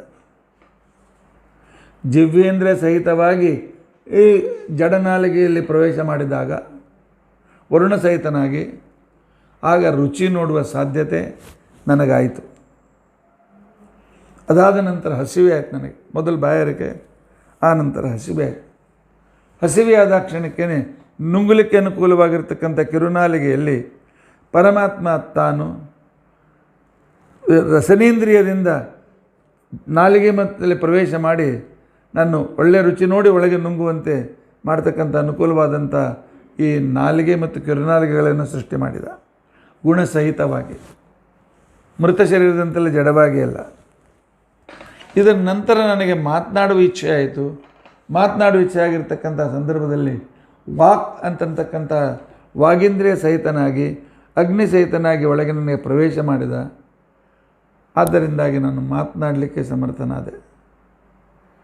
ಯಾವಾಗ ಶ್ವಾಸೋಚ್ಛ್ವಾಸ ಮಾಡಬೇಕು ಅಂತ ಇಚ್ಛೆ ಆಯಿತು, ಆ ಕಾಲದಲ್ಲಿ ನನ್ನ ಈ ನಾಸಿಕಾ ಇಂದ್ರಿಯದಲ್ಲಿ ಸೇರಿಕೊಂಡು ಅಲ್ಲಿರ್ತಕ್ಕಂಥ ಇದರಿಂದ ತಾನು ಶ್ವಸನೇಂದ್ರಿಯ ಇಲ್ಲಿ ಒಳಗೆ ಎಲ್ಲಿಂದ ಶ್ವಾಸ ಹೊರಗೆ ಬರ್ತದೆ ಅಲ್ಲಿದ್ದುಕೊಂಡು ಶ್ವಾಸೋಚ್ಛ್ವಾಸವನ್ನು ಪ್ರಾರಂಭ ಮಾಡಿದ.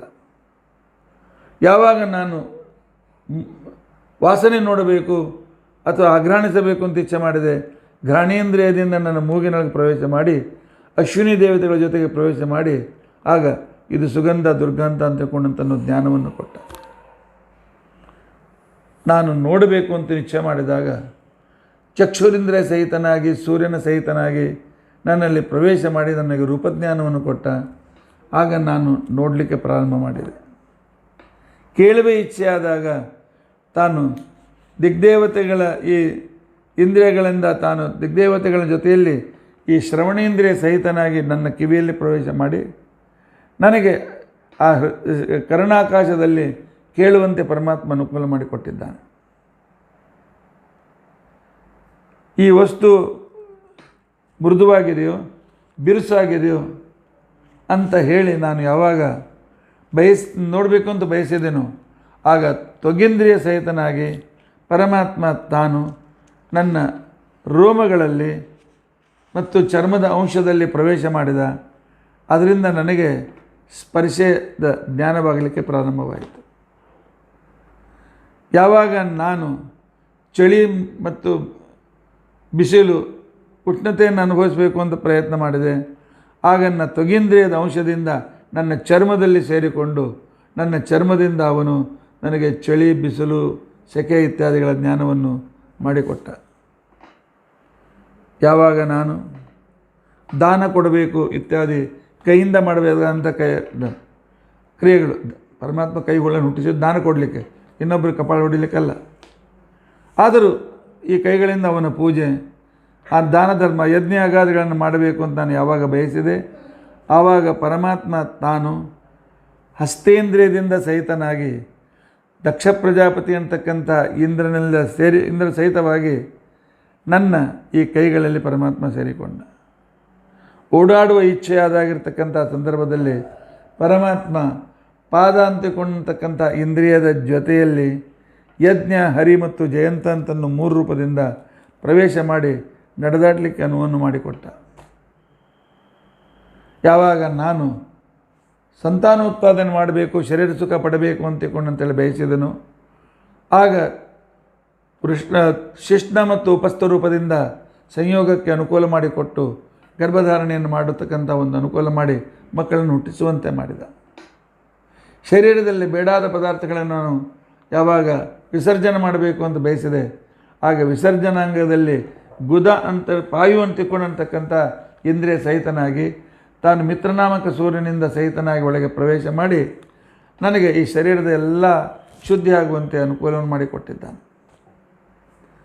ಅನ್ನಪಾನಾದಿಗಳ ಸಾಮರ್ಥ್ಯವನ್ನು ನಾನು ಪಡಿಬೇಕು, ನನ್ನ ಶಕ್ತಿಯಲ್ಲಿ ಶರೀರಕ್ಕೆ ಶಕ್ತಿ ಬರಬೇಕು ಅಂತ ತಿಳ್ಕೊಂಡಂತಂದಾಗ ಆಗ ಪರಮಾತ್ಮ ನನ್ನ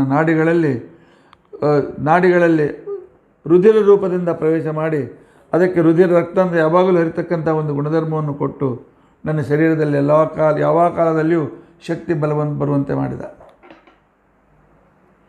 ಯಾವಾಗ ನಾನು ಪರಮಾತ್ಮನ ಧ್ಯಾನ ಮಾಡಬೇಕು ಅಂತ ಇಚ್ಛೆ ಮಾಡಿದೆ, ಆಗ ಸುಷುಮ್ನಾ ನಾಡಿಯಲ್ಲಿ ಪರಮಾತ್ಮ ತಾನು ಬುದ್ಧಿ ರೂಪದಿಂದ ಪ್ರವೇಶ ಮಾಡಿ ಜ್ಞಾನವನ್ನು ಕೊಟ್ಟು ಧ್ಯಾನದ ಅನುಕೂಲವನ್ನು ಮಾಡಿಕೊಟ್ಟ. ಯಾವಾಗ ನನ್ನ ಕರ್ತವ್ಯಗಳನ್ನು ಮಾಡಬೇಕು ಅಂತ ಇಚ್ಛೆ ನನಗುಂಟಾಯಿತು, ಆಗ ತಾನು ಮನ ಅಂತನ್ನೋ ಅಂಶದಿಂದ ಮನೋನಿಯಾಮಕ ದೇವತೆಗಳ ಜೊತೆಯಲ್ಲಿ ನನ್ನ ಮನಸ್ಸಿನಲ್ಲಿ ಪ್ರವೇಶ ಮಾಡಿ ಯಾವುದು ನನ್ನ ಕರ್ತವ್ಯ ಅಕರ್ತವ್ಯಗಳು ಈ ಒಂದು ವಿಚಾರಗಳನ್ನು ಮಾಡಲಿಕ್ಕೆ ಅನುವು ಮಾಡಿಕೊಟ್ಟ ಪರಮಾತ್ಮ. ವಿಶೇಷವಾದ ಜ್ಞಾನ ಪಡೆಯಬೇಕು ಅಂತ ಇಚ್ಛೆ ಆದಾಗ ಆ ಕಾಲದಲ್ಲಿ ಪರಮಾತ್ಮ ಪುನಃ ಸತ್ವನಾಡಿ ಅಂತ ಅನಿಸ್ಕೊಂಡಿರ್ತಕ್ಕಂಥ ಸುಷುಮ್ನಾದಲ್ಲಿ ಚಿತ್ತನಾಮಕನಾಗಿ ಪ್ರವೇಶ ಮಾಡಿ ಆ ಕಾಲದಲ್ಲಿ ವಿಶೇಷವಾದ ಶಾಸ್ತ್ರಜ್ಞಾನ ಇತ್ಯಾದಿಗಳು ಆಗುವಂತೆ ಮಾಡಿದ. ಇಂಥ ಶರೀರದಲ್ಲಿ ವಾಯುದೇವರಿಗೆ ಆಜ್ಞೆ ಮಾಡಿ ಶರೀರದ ಎಲ್ಲ ಕ್ರಿಯೆಗಳು ನಡೆಸುವಂತೆ ಪರಮಾತ್ಮ ಪ್ರಾಣ ಅಪಾನ ವ್ಯಾನ ಉದಾನ ಸಮಾನರನ್ನು ಪ್ರೇರಿಸಿದ. ಆಗ ವಾಯುದೇವರು ಶರೀರದಲ್ಲಿ ಸೇರಿಕೊಂಡು ಈ ಪಂಚಪ್ರಾಣಗಳಿಂದ ವ್ಯವಹಾರವನ್ನು ಮಾಡಲಿಕ್ಕೆ ಪ್ರಾರಂಭ ಮಾಡಿದ್ದಾರೆ. ಬರೀ ಲೀಸ್ಟ್ ಕೇಳಿ ಪ್ರಯೋಜನವಿಲ್ಲ. ಪ್ರತಿಯೊಂದು ವೇಳೆಯಲ್ಲಿ ಬಾಯಾರಿಕೆ ಆದಾಗ ನೀರು ಬೇಕು ಅಂತ ತಿಳ್ಕೊಂಡಂತಂದಾಗ ಆ ಜಿಹ್ವೇಂದ್ರಿಯದಿಂದ ಸಹಿತನಾಗಿ ಅಗ್ನಿಯಿಂದ ಸಹಿತನಾಗಿ ಪ್ರವೇಶ ಮಾಡಿದ ಆ ಪರಮಾತ್ಮನನ್ನು, ವರುಣದಿಂದ ಸಹಿತನಾಗಿರ್ತಕ್ಕಂಥ ಪರಮಾತ್ಮನನ್ನು ನೆನೆಸಲೇಬೇಕು. ಇದಕ್ಕೇನೆ ಧ್ಯಾನ ಅಂತ ಕರೀತಾರೆ. ಅವನ ಉಪಕಾರ ಸ್ಮರಿಸಲಿಲ್ಲ ಅಂತ ತಿಳ್ಕೊಂಡಂತಂದರೆ ನಾವು ಮನುಷ್ಯರಾಗಿರಲಿಕ್ಕೂ ನಾಲಾಯಕ. ಊಟ ಮಾಡ್ತಕ್ಕಂಥ ಸಂದರ್ಭದಲ್ಲಿಯೂ ಕೂಡ ಪರಮಾತ್ಮ ತಾನು ಅಗ್ನಿಯ ಅಂತಕ್ಕಂಥ ಇದು ಆನಂತರ ನಮ್ಮ ಕಿರುನಾಲಿಗೆ ತಾಲು ಅಂತ ತಿಳ್ಕೊಂಡಿರ್ತಕ್ಕಂಥ ಇಂದ್ರಿಯದಿಂದ ಸಹಿತನಾಗಿ ಅಗ್ನಿಯಾದ ದೇವತೆಗಳಿಂದ ಸಹಿತನಾಗಿ ಒಳಗೆ ಪ್ರವೇಶ ಮಾಡಿ ಪದಾರ್ಥವನ್ನು ಸ್ವೀಕಾರ ಮಾಡ್ತಾ ಇದ್ದಾನೆ, ಆದ್ದರಿಂದ ನಾನು ಉಣ್ತಾ ಮಾಡ್ತಾ ಇದ್ದೇನೆ ಅಂತೇಳಿ ಅನುಸಂಧಾನ ಮಾಡಬೇಕು. ನಾರದ, ಇದರಲ್ಲಿ ನನ್ನದೇನಿದೆ ಹೇಳಪ್ಪ? ನನ್ನನ್ನು ಸರ್ವಜ್ಞ ಅಂತ ಕರೆದಿಯಲ್ಲ, ನನ್ನನ್ನು ಸರ್ವಕರ್ತ ಅಂತ ಕರೆದಿಯಲ್ಲ, ಎಲ್ಲವೂ ನಿಂತು ಪರಮಾತ್ಮ ನನ್ನಿಂದ ಮಾಡಿಸಿ ನನಗೆ ಕೀರ್ತಿ ಕೊಡ್ತಾ ಇದ್ದಾನೆ. ನಾರದ, ನಾನು ಯಾವುದೂ ಮಾಡೋದಿಲ್ಲ. ಅವನ ಆ ಒಂದು ಸನ್ನಿಧಾನ ಇಲ್ಲದೇ ಇದ್ದರೆ ನಾನು ಏನೂ ಮಾಡಲಿಕ್ಕಾಗೋದಿಲ್ಲ. ಈ ರೀತಿಯಾಗಿ ಪರಮಾತ್ಮ ನನ್ನ ಶರೀರದಲ್ಲಿ ಇಂದ್ರಿಯಾಭಿಮಾನಗಳ ಜೊತೆಗೆ ಸರ್ವತ್ರದಲ್ಲಿಯೂ ವ್ಯಾಪ್ತನಾಗಿ ನನ್ನ ಎಲ್ಲ ಪಂಚ ಜ್ಞಾನೇಂದ್ರಿಯ ಪಂಚ ಕರ್ಮೇಂದ್ರಿಯಗಳು ಮನಸ್ಸು ಬುದ್ಧಿ ಇತ್ಯಾದಿಗಳೆಲ್ಲವೂ ಸಕ್ರಿಯವಾಗುವಂತೆ ಮಾಡಿದ ಉಪಕಾರ ಪರಮಾತ್ಮನದು. ಕೇಳುತ್ತೇವೆ, ನೋಡುತ್ತೇವೆ, ಊಟ ಮಾಡ್ತೇವೆ, ತಿರಿತೆ ಕುಡಿತೇವೆ, ಇದನ್ನೆಲ್ಲ ಮಾಡಲಿಕ್ಕೆ ಶಕ್ತಿ ಕೊಟ್ಟ ಭಗವಂತನನ್ನೇ ಮರೆತು ಬಿಡುತ್ತೇವೆ. ಕೃತಜ್ಞ ತಮರು ನಾವು, ಕೃತಜ್ಞ ತಮರು, ಕೃತಜ್ಞರಲ್ಲ, ಕೃತಜ್ಞ ತಮರು ವಾಯುದೇವರು. ಪ್ರತಿ ಸೆಕೆಂದಿಗೂ ವಾಯು ಭಾರತೀಯರು ಭಗವಂತನ ಉಪಕಾರವನ್ನು ನಡೆಸ್ತಾ ಇರ್ತಾರಂತೆ. ಎಲ್ಲಿ? ಬ್ರಹ್ಮಾಂಡದ ಹೊರಗೆ ಆ ಅವ್ಯಾಕೃತ ಆಕಾಶದಲ್ಲಿ ಸುಮಾರು 50,000 ಯೋಜನೆಗಿಂತಲೂ ಹೆಚ್ಚು ವ್ಯಾಪ್ತವಾದ ಸ್ಥಳದಲ್ಲಿದ್ದ ಆ ಭಗವಂತನ ಮಹಿಮೆಗಳನ್ನು ಅವನ ಕ್ರಿಯೆಗಳನ್ನು ಚಿಂತನೆ ಮಾಡ್ತಾ ಇರ್ತಾರಂತೆ. ಹೀಗಾಗಿ ಪರಮಾತ್ಮ ತಾನು ಇಲ್ಲಿ ಇಂದ್ರಿಯ ದೇವತೆಗಳನ್ನು ಪ್ರವೇಶ ಮಾಡಿಸಿ ಇಂದ್ರಿಯಗಳಲ್ಲಿ ಇಂದ್ರಿಯಾಮಿಯಾನ ದೇವತೆಗಳಲ್ಲಿ ಇಂದ್ರಿಯಗಳಿಂದ ಆಗ್ತಕ್ಕಂಥ ಅನಂತ ವೃತ್ತಿಗಳಲ್ಲಿ ಪರಮಾತ್ಮ ತನ್ನ ನಾಮಕ ತನ್ನ ನಿಯಾಮಕ ಪ್ರೇರಕನಾಗಿ ಆನಂತರ ಸಂಹಾರಕನಾಗಿ ನಿವರ್ತಕನಾಗಿ ಅಲ್ಲಿದ್ದು ಎಲ್ಲ ಕಾರ್ಯಗಳನ್ನು ಮಾಡಿಸ್ತಾನೆ. ಯಾವಾಗ ಕಣ್ಣಿಂದ ಪರಮಾತ್ಮನಿಗೆ ನೋಡಬೇಕು, ಇವನಿಗೆ ತೋರಿಸಬಾರ್ದು ಅಂತಲೂ ಇಚ್ಛೆ ಆಗ್ತದೆ, ಒಳಗಿದ್ದ ಪರಮಾತ್ಮ ತಾನು ಚಕ್ಷುರಿಂದ್ರಿಯ ದೇವತೆ ಸಹಿತನಾಗಿ ಸೂರ್ಯನ ಜೊತೆನಾಗಿ ಕಣ್ಣಿಂದ ಹೊರಗೆ ಹೋಗಿಬಿಡ್ತಾನೆ. ನೋಡುವ ಕಣ್ಣು ಒಮ್ಮೆಲೆ ಕತ್ತಲೆ ಬ್ಲ್ಯಾಕ್. ಡಾಕ್ಟರ್ ಹತ್ರ ಹೋಗ್ತೇವೆ, ಇಲ್ಲ ರೆಟಿನಾ ಕೆಲಸ ನಿಲ್ಲಿಸಿದೆ ಅಂದರೆ ಅರ್ಥವೇನು?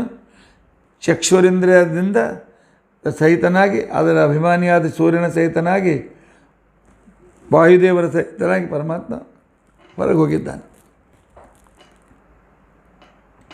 ಮಾತನಾಡಲಿಕ್ಕೆ ಆಗೋದಿಲ್ಲ, ಆಗಲು ಅಲ್ಲಿದ್ದ ಪರಮಾತ್ಮ ಹೋಗಿದ್ದಾನೆ ಅಂತ ಅರ್ಥ. ಕೈ ಎತ್ತಲಿಕ್ಕೆ ಆಗೋದಿಲ್ಲ, ಅಲ್ಲಿದ್ದ ಪರಮಾತ್ಮ ಹೋಗಿದ್ದಾನೆ ಅಂತ ಅರ್ಥ. ಕಾಲು ನಡಿಲಿಕ್ಕಾಗೋದಿಲ್ಲ, ಅಲ್ಲಿದ್ದ ಪರಮಾತ್ಮ ತನ್ನ ಕಾರ್ಯವನ್ನು ನಿಲ್ಲಿಸಿದ್ದಾನೆ ಅಂತ ಅರ್ಥ. ಇಂಥ ಸಾರದಲ್ಲಿ ಒಂದು ಮಾತನ್ನು ನೆನಪಿಟ್ಟುಕೊಳ್ಬೇಕು. ಪರಮಾತ್ಮ ಹೇಗೆ ಪೂರ್ತಿ ಶರೀರದಲ್ಲಿ ವ್ಯಾಪ್ತನಾಗಿದ್ದಾನೆ, ಹಾಗೆ ನನ್ನ ಮತ್ತು ವಾಯು ರೂಪದಿಂದ ನಮ್ಮನ್ನು ಈ ಶರೀರದಲ್ಲಿ ತನ್ನ ಜೊತೆಯಲ್ಲಿ ವ್ಯಾಪ್ತರನ್ನಾಗಿ ಮಾಡಿದ್ದಾನೆ. ಪ್ರಜೆಗಳಿಂದ ಧಾರಣ ಮಾಡೋದಕ್ಕೋಸ್ಕರ ಧರ್ಮನಾಮದಿಂದ, ಮುಕ್ತಿಪ್ರದನಾಗಿ ಭಕ್ತಿನಾಮದಿಂದ, ಆನಂತರ ಜೀವನದಾತೃವಾಗಿ ವಾಯುನಾಮದಿಂದ, ಧಾರಣಕರ್ತೃವಾಗಿ ಕುರ್ಮನಾಮದಿಂದ, ಹವಿಸ್ಸುಗಳ ನಿರ್ವಹಣೆ ಮಾಡೋದಕ್ಕೋಸ್ಕರ ಯಜ್ಞನಾಮದಿಂದ, ಪ್ರಕಾಶ ಕೊಡೋದಕ್ಕೋಸ್ಕರ ಆದಿತ್ಯನಾಮದಿಂದ, ಧರ್ಮ, ಭಕ್ತಿ, ವಾಯು, ಕೂರ್ಮ, ಆನಂತರ ಯಜ್ಞ, ಆದಿತ್ಯ, ಈ 6 ಹೆಸರುಗಳಿಂದ ವಾಯುದೇವರನ್ನು, ಅಂದರೆ ನನ್ನನ್ನು ಮತ್ತು ವಾಯುದೇವರನ್ನು ಈ ಶರೀರದಲ್ಲಿ ಎಲ್ಲ ಕಡೆಯಲ್ಲಿ ಪ್ರವೇಶ ಮಾಡುವಂತೆ ಮಾಡಿ ಎಲ್ಲ ಇಂದ್ರಿಯಾಭಿಮಾನ ದೇವತೆಗಳನ್ನು ನಿಯಮನ ಮಾಡುವ ಜವಾಬ್ದಾರಿ ನಮಗೆ ಕೊಟ್ಟಿದ್ದರಿಂದಾಗಿ ನಾನು ಮತ್ತು ವಾಯು ಜೀವೋತ್ತಮರು ಅಂತ ಅನಿಸಿಕೊಳ್ತೇವೆ. ನಮಗೆ ಇವರಿಂದ ನಮ್ಮ ಮೇಲೆ ಪರಮಾನುಗ್ರಹ ಮಾಡಿ ನಮಗೆ ಇವರಿಗಿಂತ ಉತ್ತಮವಾಗಿರ್ತಕ್ಕಂಥ ಸ್ಥಾನವನ್ನು ಪರಮಾತ್ಮ ಕೊಟ್ಟಿದ್ದಾನೆ. ಆದ್ದರಿಂದಾಗಿ ನಾವು ಜೀವೋತ್ತಮರು. ಆದ್ದರಿಂದ ಭಗವಂತ ಕೇವಲ ಇಂದ್ರಿಯ ದೇವತೆಗಳು ವಾಯುದೇವರಿಗೆ ಶರಣ ಹೋಗಬೇಕು. ವಾಯುದೇವರು ಪರಮಾತ್ಮನ ಶರಣ ಬಂದಾಗ ಪರಮಾತ್ಮ ಈ ಕ್ರಿಯೆಗಳನ್ನು ಮಾಡ್ತಾರೆ. ಸ್ವತಃ ಇಂದ್ರಿಯಗಳು ತಾವು ಏನೂ ಮಾಡಲಿಕ್ಕೆ ಆಗೋದಿಲ್ಲ. ಇದರ ಸಲುವಾಗಿ ಒಂದು ಘಟನೆಯೂ ಕೂಡ ನಡೆಯಿತು. ಯಾವಾಗ ಇಂದ್ರಿಯಾಭಿಮಾನ ದೇವತೆಗಳಿಗೆ ನಾನು ಒಳಗೆ ಪ್ರವೇಶ ಮಾಡಿ ನೋಡಲಿಕ್ಕೆ, ಕೇಳಲಿಕ್ಕೆ ಇತ್ಯಾದಿಗಳನ್ನೆಲ್ಲ ಅನುಕೂಲ ಮಾಡಿಕೊಟ್ಟೆ, ಆ ಇಂದ್ರಿಯಾಭಿಮಾನ ದೇವತೆಗಳಿಗೆ ಸ್ವಲ್ಪ ಅಹಂಕಾರ ಬಂತು. ನನ್ನಿಂದ ಈ ಶರೀರ ನಡೀತಾ ಇದೆ ಅಂತ ತಿಳ್ಕೊಂಡಂತ. ಆಗ ನೇತ್ರಾಭಿಮಾನಿಯಾಗಿರ್ತಕ್ಕಂಥ ಸೂರ್ಯ ಹೇಳಿದ, ಎಲೆ ಉಳಿದ ಕಿವಿಯಾಭಿಮಾನ ದಿಗ್ದೇವತೆಗಳೇ, ರಸನಾಭಿಮಾನಿಯಾಗಿರ್ತಕ್ಕಂಥ ವರುಣ, ಎಲೆ ನಾಸಿಕಾಭಿಮಾನಿಯಾಗಿ ಘ್ರಾಣೇಂದ್ರಿಯ ಅಭಿಮಾನಿಗಳಾಗಿರ್ತಕ್ಕಂಥ ಅಶ್ವಿನಿ ದೇವತೆಗಳೇ, ನೀವೆಲ್ಲರೂ ನನಗಿಂತ ಕಡಿಮೆಯವರು. ನಾನು ನೋಡ್ತೇನೆ ಅಂಥೇಳಿ ಆ ವಸ್ತುಗಳು ಚೆಂದ ಕಾಣುತ್ತೆ, ತೆಗೆದುಕೊಳ್ಬೇಕಂತ ಅನ್ನಿಸ್ತದೆ, ತಿನ್ನಬೇಕು ಅಂತ ಅನ್ನಿಸ್ತದೆ, ನಿಮ್ಮದೆಲ್ಲ ಕೆಲಸ ನಡೀತಾರೆ. ಇಲ್ಲ ಆಗ ದಿಗ್ದೇವತೆಗಳಂತಾರೆ, ನಾವು ಕೇಳ್ತೇವೆ ಅಂತ ತಿಳ್ಕೊಂಡು ಅಂತೇಳಿ ನಿನಗೆಲ್ಲ ವಿಷಯಗಳ ಜ್ಞಾನ ಗೊತ್ತಾಗ್ತದೆ. ಬರೀ ನೋಡಿದ್ರೆ ಜ್ಞಾನ ಆಗ್ತದೆ, ಅದು ಏನು ಅಂತ ನನಗೆ ಗೊತ್ತಾಗಬೇಕಲ್ಲ, ನಮ್ಮಿಂದ ಜ್ಞಾನ ಆಗ್ತದೆ ಅಂತ ತಿಳ್ಕೊಂಡು. ಅಶ್ವಿನಿ ದೇವತೆಗಳು ಹೇಳ್ತಾರೆ, ನಾನು ಆಗ್ರಹಣ ಮಾಡ್ತೇನೆ ಅಂತ ತಿಳ್ಕೊಂಡು ಅಂತೇಳಿ ಸುಗಂಧನೋ ದುರ್ಗಂಧನೋ ಕೊಳೆತದ್ದೋ ಇತ್ಯಾದಿಗಳು ಇದ್ದಿದ್ದೆಲ್ಲ ಅದನ್ನೇ ತಿಂದು ಕೊಡಬೇಕಾಗ್ತದೆ, ನೀವು ಅದೇ ಅನುಭವಿಸ್ಬೇಕಾಗ್ತದೆ. ನಾಲಿಗೆ ಆದಂತಕ್ಕಂಥ ವರುಣ ಹೇಳ್ತಾನೆ, ನಾನು ತಿಂದು ಶಕ್ತಿ ಕೊಟ್ಟರೆ ನಿಮ್ಮೆಲ್ಲ ಕೆಲಸ ನಡೀತಲ್ಲ, ನಾನು ತಿಂದೇ ಇದ್ದರೆ ಈ ಕಣ್ಣು ಕಿವಿ ಎಲ್ಲ ನಿಶ್ಶಕ್ತವಾಗಿ ಹೋಗ್ತವೆ, ನನ್ನಿಂದ ಇದು ನಡೀತಾ ಇದೆ ಅಂತ ತಿಳ್ಕೊಂಡಂತೆ. ಈ ರೀತಿಯಾಗಿ ತತ್ವಾಭಿಮಾನಿ ದೇವತೆಗಳಲ್ಲಿ ಒಂದು ವಿಶಿಷ್ಟವಾಗಿರ್ತಕ್ಕಂಥ ಕಲಹ ಪ್ರಾರಂಭವಾಗಿರ್ತಕ್ಕಂಥ ಸಂದರ್ಭದಲ್ಲಿ ಆಗ ಅವರೆಲ್ಲರೂ ಭಗವಂತನ ಹತ್ರ ಬರ್ತಾರೆ. ಭಗವಂತನ ಹತ್ರ ಬಂದಿರತಕ್ಕಂಥ ಸಂದರ್ಭದಲ್ಲಿ ಆಗ ಪರಮಾತ್ಮ ಏನು ಹೇಳ್ತಾನೆ ಅಂತಂದರೆ, ನಿಮ್ಮಲ್ಲಿ ಯಾರು ಹೋದರೆ ಈ ಶರೀರದ ಕ್ರಿಯೆಗಳು ನಿಲ್ಲಬೇಕು, ಶರೀರ ಬಿದ್ದು ಹೋಗ್ಬೇಕು, ಅವರು ಶ್ರೇಷ್ಠರು ಅಂತ ತಿಳ್ಕೊಂಡಂತ ಹೇಳಿ. ಚಕ್ಷುರಮಾನ ಸೂರ್ಯ ಹೊರಗೆ ಬಿದ್ದ, ಕಣ್ಣು ಕುರುಡಾಯಿತು. ಕುರುಡನಿಗೆ ಕೆಲಸ ಮಾಡಲಿಕ್ಕೆ ಕಷ್ಟ ಆಯಿತು, ಆದರೆ ಕೆಲಸ ನಿಂತಿರಲಿಲ್ಲ. ಯಾರದೋ ಸಹಾಯ ತೆಗೆದುಕೊಂಡು ಓಡಾಡ್ತಾ ಇದ್ದಾನೆ, ಏನೋ ಗಂಟೆ ಇಟ್ಟುಕೊಂಡು ರೋಡ್ನಲ್ಲಿ ಹೋಗುವಾಗ ಯಾರು ಹಾಯಬಾರ್ದು ಅಂತ ವ್ಯವಸ್ಥೆ ಮಾಡ್ತಾ ಇದ್ದಾನೆ. ಊಟ ಮಾಡುವಾಗ ಮಾಡ್ತಾನೆ, ನಿದ್ದೆ ಮಾಡುವಾಗ ಮಾಡ್ತಾಯಿದ್ದ, ನಡೀತು, ಶರೀರದ ಕೆಲಸ ನಡೀತು. ಆಗ ದಿಗ್ದೇವತೆಗಳಾಗಿರ್ತಕ್ಕಂಥ 10 ಜನ ದಿಕ್ಕಿನ ದೇವತೆಗಳು, ಇಂದ್ರ, ಅಗ್ನಿ, ಯಮ ಇತ್ತ ಎಲ್ಲ ದೇವತೆಗಳು ಹೊರಟೋಗ್ಬಿಟ್ರು. ಕಿವಿ ಕೇಳಿಸೋದು ಬಂದಾಯ್ತು. ಬಂದಾದ್ರೆ ಏನಾಯ್ತು, ಕಿವಿ ಕೇಳಿಸೋದು ಬಂದಾದರೂ ಸಹಿತ ಹಸಿವೆ ಆಗ್ತಿತ್ತು, ಊಟ ಮಾಡ್ತಿದ್ದ, ಕಣ್ಣು ಇದ್ದಿದ್ದಿಲ್ಲ, ಆರಾಮಾಗಿ ತನ್ನ ಹಸಿವೆ ಆದಾಗ ತೆಗೆದುಕೊಂಡು ತಿಂದ್ಕೊಂಡು ಆರಾಮ ಮಲ್ಕೊಂಡು ಇರ್ತಾಯಿತ್ತು. ಆಗ ತಾನು ಏನಾದರೂ ಒಂದು ಕಿವುಡರು ಕೆಲಸ ಮಾಡುವಂಥ ಕೆಲಸ ಮಾಡ್ತಾಯಿದ್ದ. ಬಾಯಿ ಹೋಯಿತು, ಮಾತನಾಡಲಿಕ್ಕಾಗಲಿಲ್ಲ. ಮಾತನಾಡಲಿಕ್ಕಾಗದೇ ಇದ್ದರೂ ಕೂಡ ಕೈಕಾಲುಗಳಿದ್ದಲ್ಲ, ನಡೆದಾಡ್ತಾ ಇದ್ದ. ಆ ದೇವತೆಗಳು ಹೋದ್ರ ಕೊಡೆಗೆ ಬೆಡ್ ಡನ್ ಆದ. ಆದರೆ ಶರೀರ ಬಿದ್ದು ಹೋಗಲಿಲ್ಲ, ಜೀವಿತ ಇದೆ, ಶ್ವಾಸೋಚ್ಛ್ವಾಸ ನಡೀತಾ ಇತ್ತು. ಬೆಡ್ ರಿಡನ್ ಆದರೆ ಶ್ವಾಸೋಚ್ಛ್ವಾಸ, ಕಿವಿ ಇಲ್ಲ, ಕಾಯ್ತಾಗಲೆಲ್ಲ ಏನು ಯಾವುದೇ ಸೆನ್ಸೇಷನ್ ಇಲ್ಲ, ಕೋಮಾ, ಅದು ನಡೀತಾ ಇದೆ, ಶರೀರ ಬಿದ್ದಿಲ್ಲ. ಯಾವಾಗ ವಾಯುದೇವರು ಪರಮಾತ್ಮನ ಜೊತೆಗೆ ಹೊರಗೆ ಬಿದ್ದರು, ಶರೀರ ಬಿದ್ದೋಯ್ತು. ಆಗ ಹೊರಗಿರ್ತಕ್ಕಂಥ ದೇವತೆಗಳಿಗೆ ದೇವರು ಅಂತ ಹೇಳ್ದ, ಯಾರ ಶ್ರೇಷ್ಠರು ನೀವೇ ಹೇಳ್ರಿ ಅಂತ. ನಾವೆಲ್ಲ ಬಿಟ್ಟಿದ್ದೀವಿ, ವಾಯುದೇವರು ಬಂದ ತಕ್ಷಣ ಬಿದ್ದೋಯ್ತು. ಏನು ಕಾಕತಾಳೀಯ ನ್ಯಾಯ ಆಗಿರ್ಬೋದು, ಒಂದು ಸರ್ತಿಗೆ ಆಗಿರ್ಬೋದು. ಪರಮಾತ್ಮಂದ ಅದು ನಿಮಗೇನು ಬುದ್ಧಿ ಬಂದಿಲ್ಲ, ಒಂದು ಕೆಲಸ ಮಾಡಿ, ಯಾರು ಬಂದರೆ ಶರೀರ ಎದ್ದು ಕೆಲಸ ಮಾಡ್ತಾರೆ ಮತ್ತು ಮೊದಲಿನಿಂದ ಕ್ರಿಯಾಶೀಲವಾಗ್ತದೆ ಅವರು ಶ್ರೇಷ್ಠರು. ಸೂರ್ಯ ಹೋದ, ಕಣ್ಣು ಬಂತು, ಪಿಳಿ ಬಿಟ್ಕೋತ ಕೂತ್ಕೊಂಡು ಏನು ಮಾಡಲಿಕ್ಕಾಗಲಿಲ್ಲ. ಕಿವಿ ಬಂತು, ಕೇಳ್ತಿತ್ತು, ಹೇಳಲಿಕ್ಕೆ ಆಗ್ತದಿಲ್ಲ. ಏನು ನೋಡಲಿಕ್ಕೂ ಆಗ್ತಿರಲಿಲ್ಲ, ಕೇಳಲಿಕ್ಕಾಗ, ಯಾಕೆಂದರೆ ಒಳಗೆ ಪ್ರಾಣದೇವರೇ ಇದ್ದಿದ್ದಿಲ್ಲ. ಆಯಾ ದೇವತೆಗಳು ಇಂದ್ರಿಯ ಬಂದು ಆಯಾ ಅವಧದಲ್ಲಿ ಬಂದು ಕೂತ್ಕೊಂಡ್ರು, ಏನು ಪ್ರಯೋಜನ ಆಗಲಿಲ್ಲ. ಕೊನೆಗೆ ಯಾವಾಗ ವಾಯುದೇವರು ಒಳಗೆ ಪರಮಾತ್ಮನ ಜೊತೆಗೆ ಪ್ರವೇಶ ಮಾಡಿದರು, ಆಗ ಉದತಿಷ್ಠತ್ ವಿರಾಟ್, ಆ ಮನುಷ್ಯ ಆ ಶರೀರ ಎದ್ದು ಕೂತ್ಕೊಳ್ತು, ಅವಾಗ ಕೇಳಲಿಕ್ಕೆ ನೋಡಲಿಕ್ಕೆಲ್ಲ ಪ್ರಾರಂಭವಾಯಿತು.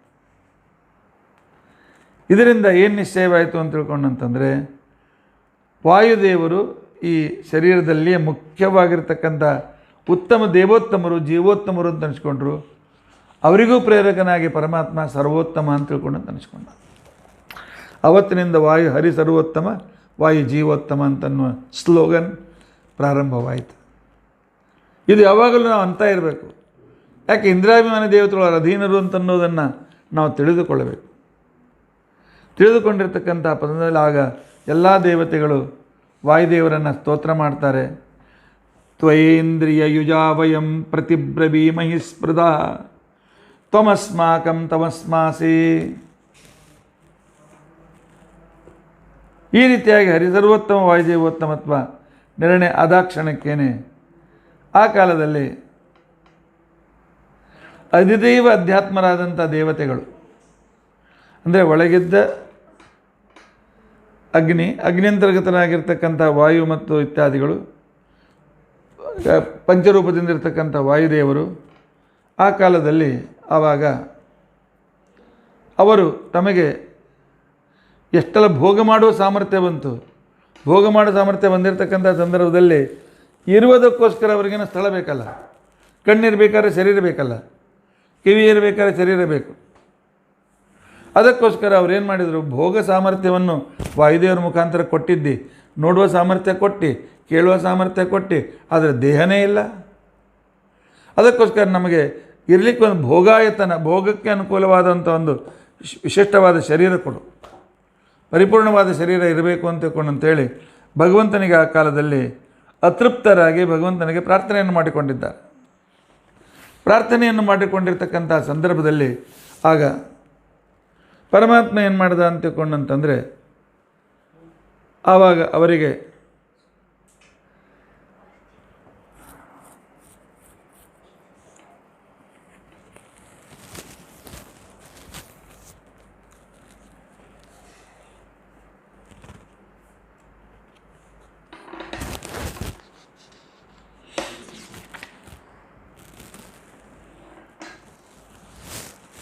ಶರೀರ ಬೇಡದಾಗ ಮೊದಲು ಅವರಿಗೆ ಎತ್ತಿನ ಶರೀರ ಕೊಟ್ಟ. ಕಣ್ಣು ಕಿವಿ ಎಲ್ಲ ಇದ್ದುಗಳು, ಆದರೆ ಒಳಗಿರ್ತಕ್ಕಂಥ ಮನಸ್ಸು ಬುದ್ಧಿ ದೇವತೆಗಳಿಗೆ ವಿಶೇಷ ಜ್ಞಾನ ಇಲ್ಲ. ಅದಕ್ಕೆ ಅವ್ರಿಗೆ ಅಂದೇ ಇದೆ ಶರೀರ ಅಪೂರ್ಣ ಅಂತ ತಿಳ್ಕೊಂಡು ಅಂತ ಅನಿಸ್ಕೊಂಡು. ಆನಂತರ ಅವರಿಗೆ ಪರಮಾತ್ಮ ಕುದುರೆ ಶರೀರ ಕೊಟ್ಟ, ಬೇರೆ ಬೇರೆ ಪ್ರಾಣಿಗಳ ಶರೀರ ಕೊಟ್ಟ. ಏನು ಕೊಟ್ಟರು ಪರಾವಲಂಬಿ. ನಮಗೋಸ್ಕರ ಯಾರಾದರೂ ಆಹಾರ ಹಾಕಿದರೆ ಆಹಾರ, ಇಲ್ಲಾದ್ರೆ ಇಲ್ಲ. ನಾವೇ ಆಹಾರವನ್ನು ಹುಟ್ಟಿಸಿಕೊಂಡು ತಿನ್ನಬೇಕು. ನಮಗೆ ಒಂದು ರೀತಿಯಾಗಿರ್ತಕ್ಕಂತಹ ಸ್ವಾವಲಂಬಿತ್ವ ಬರಬೇಕು ಅಂತ ತಿಳ್ಕೊಂಡಂಥೇಳಿ ಆ ಕಾಲದಲ್ಲಿ ಮತ್ತೆ ಪರಮಾತ್ಮನಿಗೆ ಪ್ರಾರ್ಥನೆ ಮಾಡಿರ್ತಕ್ಕಂಥ ಸಂದರ್ಭದಲ್ಲಿ ಇಂಥ ಒಂದು ಸುಕೃತ ನಮಗೆ ಕೊಡು ಅಂತ ತಿಳ್ಕೊಂಡು ಅಂತೇಳಿ ಕೇಳ್ತಕ್ಕಂಥ ಸಂದರ್ಭದಲ್ಲಿ ಆವಾಗ ಪರಮಾತ್ಮ ತಾನು ಅಶನ ಪಿಪಾಸ ರೂಪದಿಂದ ಆ ದೇವತೆಗಳಿಗೆ ಒಳಗೆ ಪ್ರವೇಶ ಮಾಡಿ ಅದಕ್ಕೆ ಪರಮಾತ್ಮ ತಾನು ಈ ಬ್ರಹ್ಮದೇವರ ಶರೀರದಿಂದ ಈ ಮನುಷ್ಯ ಶರೀರವನ್ನು ಹುಟ್ಟಿಸಿದ. ಆಗ ದೇವತೆಗಳು ಇದು ಬಹಳ ಶ್ರೇಷ್ಠ ಶರೀರ, ಇಲ್ಲಿ ನೋಡಿ ಕೇಳಿ ಮಾತನಾಡಿ ಓಡಾಡಿ ಓದಿ ಇತ್ಯಾದಿಗಳಿಂದ ಪರಮಾತ್ಮನ ಒಂದು ವಿಶಿಷ್ಟವಾಗಿರ್ತಕ್ಕಂಥ ಸ್ತೋತ್ರಾದಿಗಳನ್ನು ಮಾಡಲಿಕ್ಕೆ ಅನುಕೂಲವಾಗ್ತದೆ ಅಂತ ತಿಳ್ಕೊಂಡಂತೇಳಿ ಆಗ ಈ ಕಾರ್ಯರೂಪವಾದಂಥ ಶರೀರದಲ್ಲಿ ಎಲ್ಲ ದೇವತೆಗಳು ಸಂತುಷ್ಟರಾಗಿರ್ತಕ್ಕಂಥ ಸಂದರ್ಭದಲ್ಲಿ ಆವಾಗ ಇವೆಲ್ಲ ಅವಯವಗಳ ಕಾರ್ಯಾಧ್ಯಕ್ಷರಾಗಿರ್ತಕ್ಕಂತಹ ವಾಯುದೇವರು ಪ್ರಾರ್ಥನೆ ಮಾಡ್ತಾರೆ, ಭಗವಂತ ನನ್ನನ್ನು ಅಧ್ಯಕ್ಷನನ್ನಾಗಿ ಮಾಡಿದ್ದಿ, ಆದರೆ ನಾನು ನಿನ್ನ ಅಧೀನನಾಗಿ ಕೆಲಸ ಮಾಡುವಂತೆ ನನಗೆ ಒಂದು ವಿಶಿಷ್ಟವಾದ ಸಾಮರ್ಥ್ಯ ಕೊಡು ಅಂತ ಕೇಳ್ಕೊಳ್ತಾರೆ. ಯಾಕೆ ಇಲ್ಲದೇ ಇದ್ದರೆ ಬರೀ ಕಣ್ಣಿತ್ತು ಕೆಟ್ಟದ್ದನ್ನು ನೋಡಲಿಕ್ಕೆ ಚಾಲು ಮಾಡ್ತೇವೆ. ಭಗವಂತನ ಅಧೀನ್ಯತ್ವ ಇತ್ತು ಅಂತಂದರೆ ದೇವರು ಮತ್ತೆ ಎಲ್ಲಿ ಶಿಕ್ಷೆ ಕೊಡ್ತಾನೋ ಅಂತ ತಿಳ್ಕೊಂಡು ಅಂತೇಳಿ ನಾವು ಒಳ್ಳೆಯದನ್ನೇ ನೋಡ್ತೇವೆ ಅಂತ ವಾಯುದೇವರು ಪ್ರಾರ್ಥನೆ ಮಾಡಿರ್ತಕ್ಕಂಥ ಸಂದರ್ಭದಲ್ಲಿ ಅಶನ ಮತ್ತು ಪಿಪಾಸ, ಮನುಷ್ಯ ಪಾಪ ಮಾಡೋದು ಹಸಿವೆಯಿಂದಲೇ, ಬಾಯಾರಿಕೆಯಿಂದಲೇ. ಎಲ್ಲೂ ಹೋಗಿರ್ತಾನೆ, ಹಸಿವೆ ಆಗ್ತದೆ, ಹೋಟೆಲ್ಗೆ ಹೋಗಿ ಪಾಪ ಚಾಲು ಮಾಡ್ತಾನೆ, ಸಹನ ಮಾಡಲಿಕ್ಕೆ ಆಗೋದಿಲ್ಲ, ಅದನ್ನು ಕಲಿಬೇಕಾಗ್ತದೆ. ನೀರಡಿಕೆ ಆಯಿತು, ಎಲ್ಲೋ ಚಹಾ ಕುಡ್ದ, ಎಲ್ಲೋ ನೀರು ಕುಡ್ದ, ಇಲ್ಲ. ಅಶನ ಪಿಪಾಸ ಸಹಿತವಾಗಿರ್ತಕ್ಕಂಥ ಈ ಶರೀರ ಭಗವಂತನ ಅಧೀನನಾಗಿದ್ದುಕೊಂಡು ಕಾರ್ಯವನ್ನು ಮಾಡ್ತಾ ಇದ್ದರೆ ಭಗವತ್ ಪೂಜಾತ್ಮಕವಾದ ಕೆಲಸ ಆಗ್ತದೆ ಅಂತ ತಿಳ್ಕೊಂಡಂತೇಳಿ ವಾಯುದೇವರು ಪ್ರಾರ್ಥನೆ ಮಾಡಿಕೊಂಡಾಗ ಪರಮಾತ್ಮ ಈ ಎಲ್ಲ ದೇವತೆಗಳಿಂದ ಸಹಿತನಾಗಿ, ಅಶನಾಪಿಪಾಸ ಸಹಿತನಾಗಿ, ಭೋಗಶಕ್ತಿ ದಾಯಕನಾಗಿ ಮತ್ತೆ ಪುನಃ ಈ ಶರೀರದಲ್ಲಿ, ಯಾವ ಶರೀರದಲ್ಲಿ ಎಲ್ಲ ದೇವತೆಗಳು ಸಂತೋಷಪಟ್ಟಿದ್ರಲ್ಲ ಮನುಷ್ಯ ಶರೀರ, ಅದರಲ್ಲಿ ಪ್ರವೇಶ ಮಾಡಿ ಪರಮಾತ್ಮ ವಾಯುದೇವರಿಗೂ ಕೂಡ ಆನಂದವನ್ನು ಕೊಟ್ಟಿದ್ದಾನೆ. ಹೀಗಾಗಿ ಈ ಶರೀರದಲ್ಲಿ ಇಂದ್ರಿಯಾಭಿಮಾನ ದೇವತೆಗಳೆಲ್ಲರೂ ವಾಯುದೇವರ ಅಧೀನರು, ವಾಯುದೇವರು ಪರಮಾತ್ಮನ ಅಧೀನರಾಗಿದ್ದುಕೊಂಡು ವಿಶೇಷವಾಗಿರ್ತಕ್ಕಂಥ ರೀತಿಯಲ್ಲಿ ತಮ್ಮ ಅನೇಕ ಸಾಧನೆಗಳನ್ನು ನಡೆಸಿದ್ದಾರೆ. ಈ ಸಾಧನೆಯನ್ನು ನಡೆಸಿರ್ತಕ್ಕಂಥ ಸಂದರ್ಭದಲ್ಲಿ ಆಗ 49ನೇ ದಿವಸದ ಪ್ರಾತಃ ಕಾಲದ ಭಾಗ ಮುಂದುವರಿಯಿತು. ಆಗ ಪರಮಾತ್ಮ ಬ್ರಹ್ಮದೇವರಿಗೆ ಬೇಕಾಗಿರ್ತಕ್ಕಂಥ ಅನೇಕ ವಸ್ತುಗಳನ್ನು, ಅನೇಕ ಕ್ರಿಯೆಗಳನ್ನು, ಅನೇಕ ಭಾವನೆಗಳನ್ನು, ಅನೇಕ ಶರೀರಗಳನ್ನು ಸೃಷ್ಟಿ ಮಾಡುವಂತ ತಿಳ್ಕೊಂಡಂತೇಳಿ ಆ ಕಾಲದಲ್ಲಿ ಪರಮಾತ್ಮ ಆಜ್ಞೆ ಮಾಡ್ತಾನೆ. ಆಜ್ಞೆ ಮಾಡಿದಾಗ ಆಗ ನಾರದ, ನಾನು ಬ್ರಹ್ಮನಾಗಿ ಆ ಪರಮಾತ್ಮನು ಕೊಟ್ಟ ಸಾಮರ್ಥ್ಯದಿಂದ, ಅವನ ವೀರ್ಯದಿಂದ, ಅವನ ಪರಾಕ್ರಮದಿಂದ, ಅವನ ಪ್ರೇರಣೆಯಿಂದ ನನ್ನ ಶರೀರದಿಂದ ಏನೇನು ಹುಟ್ಟಿತು ಅಂತನ್ನೋದನ್ನು ನಿನಗೆ ನಾನು ತಿಳಿಸ್ತೇನೆ, ಕೇಳು ಅಂತ ತಿಳ್ಕೊಂಡಂತಂದಾಗ ನಾರದ ಪರಮಾತ್ಮ ಅದನ್ನು ಅಪ್ಪ ಅದನ್ನು ವಿಸ್ತಾರವಾಗಿ ನನಗೆ ಹೇಳು ಅಂತ ತಿಳ್ಕೊಂಡಂತೇಳಿ ಕೇಳಿದಾಗ ಈಗ ಬ್ರಹ್ಮದೇವರು ಶರೀರದಿಂದ ಮತ್ತೆ ಇನ್ನೇನು ಹುಟ್ಟಿತು, ಅದು ಹುಟ್ಟಿರ್ತಕ್ಕಂಥ ಸಂದರ್ಭದಲ್ಲಿ ಮತ್ತೆ ಪುನಃ ಹೊಸ ಸೃಷ್ಟಿಗೆ ಅದೆಲ್ಲ ಹೇಗೆ ಉಪಯೋಗ ಬಿತ್ತು ಅಂತ ತಿಳ್ಕೊಂಡಂತೇಳಿ ಆ ಕಾಲದಲ್ಲಿ ವಿಚಾರಗಳು ಬಂದದ್ದನ್ನು ನಾಳಿನ ದಿವಸ ನಾವು ತಿಳಿದುಕೊಳ್ಳಲಿಕ್ಕೆ ಪ್ರಯತ್ನಿಸೋಣ. ಇವತ್ತಿನ ವಿಸ್ತಾರವಾದ ವಿಷಯ, ವಿಶಾಲವಾದ ವಿಷಯ, ಆದರೆ ಅನಿವಾರ್ಯವಾಗಿ ತಿಳಿದುಕೊಳ್ಳಲೇಬೇಕಾದ ವಿಷಯ. ಭಗವಂತ ತಾನು ವಿರಾಟ್ ರೂಪವನ್ನು ಧಾರಣ ಮಾಡಿ ಆ ವಿರಾಟ್ ರೂಪದಲ್ಲಿ ಬ್ರಹ್ಮದೇವರಿಗೂ ಅಷ್ಟೇ ವಿಸ್ತಾರವಾದ ಇದನ್ನು ಕೊಟ್ಟು ಆನಂತರ ದೇವತೆಗಳಿಂದ ಪ್ರಾರಂಭ ಮಾಡಿ ಆನಂತರ ಚಾತುರ್ವರ್ಣಗಳನ್ನು, ಜಗತ್ತಿಗೆ ಬೇಕಾಗಿ ಆಕಾಶಾದಿಗಳನ್ನು, ಇಂದ್ರಿಯಗಳನ್ನು, ತದಭಿಮಾನಿ ದೇವತೆಗಳನ್ನು, ಅವರಲ್ಲಿರ್ತಕ್ಕಂಥ ಶಕ್ತಿಯನ್ನು, ಅವರಿಗೆ ಇರಲಿಕ್ಕೆ ಶರೀರವನ್ನು ಇತ್ಯಾದಿ ಎಲ್ಲವನ್ನೂ ಕೊಟ್ಟು ಪರಮಾತ್ಮ ಜಗತ್ತಿನ ವ್ಯವಹಾರ ನಡೆಸ್ತಾನೆ. ಇನ್ನೂ ಎಷ್ಟು ಕೊಡಬೇಕು ಅವನು?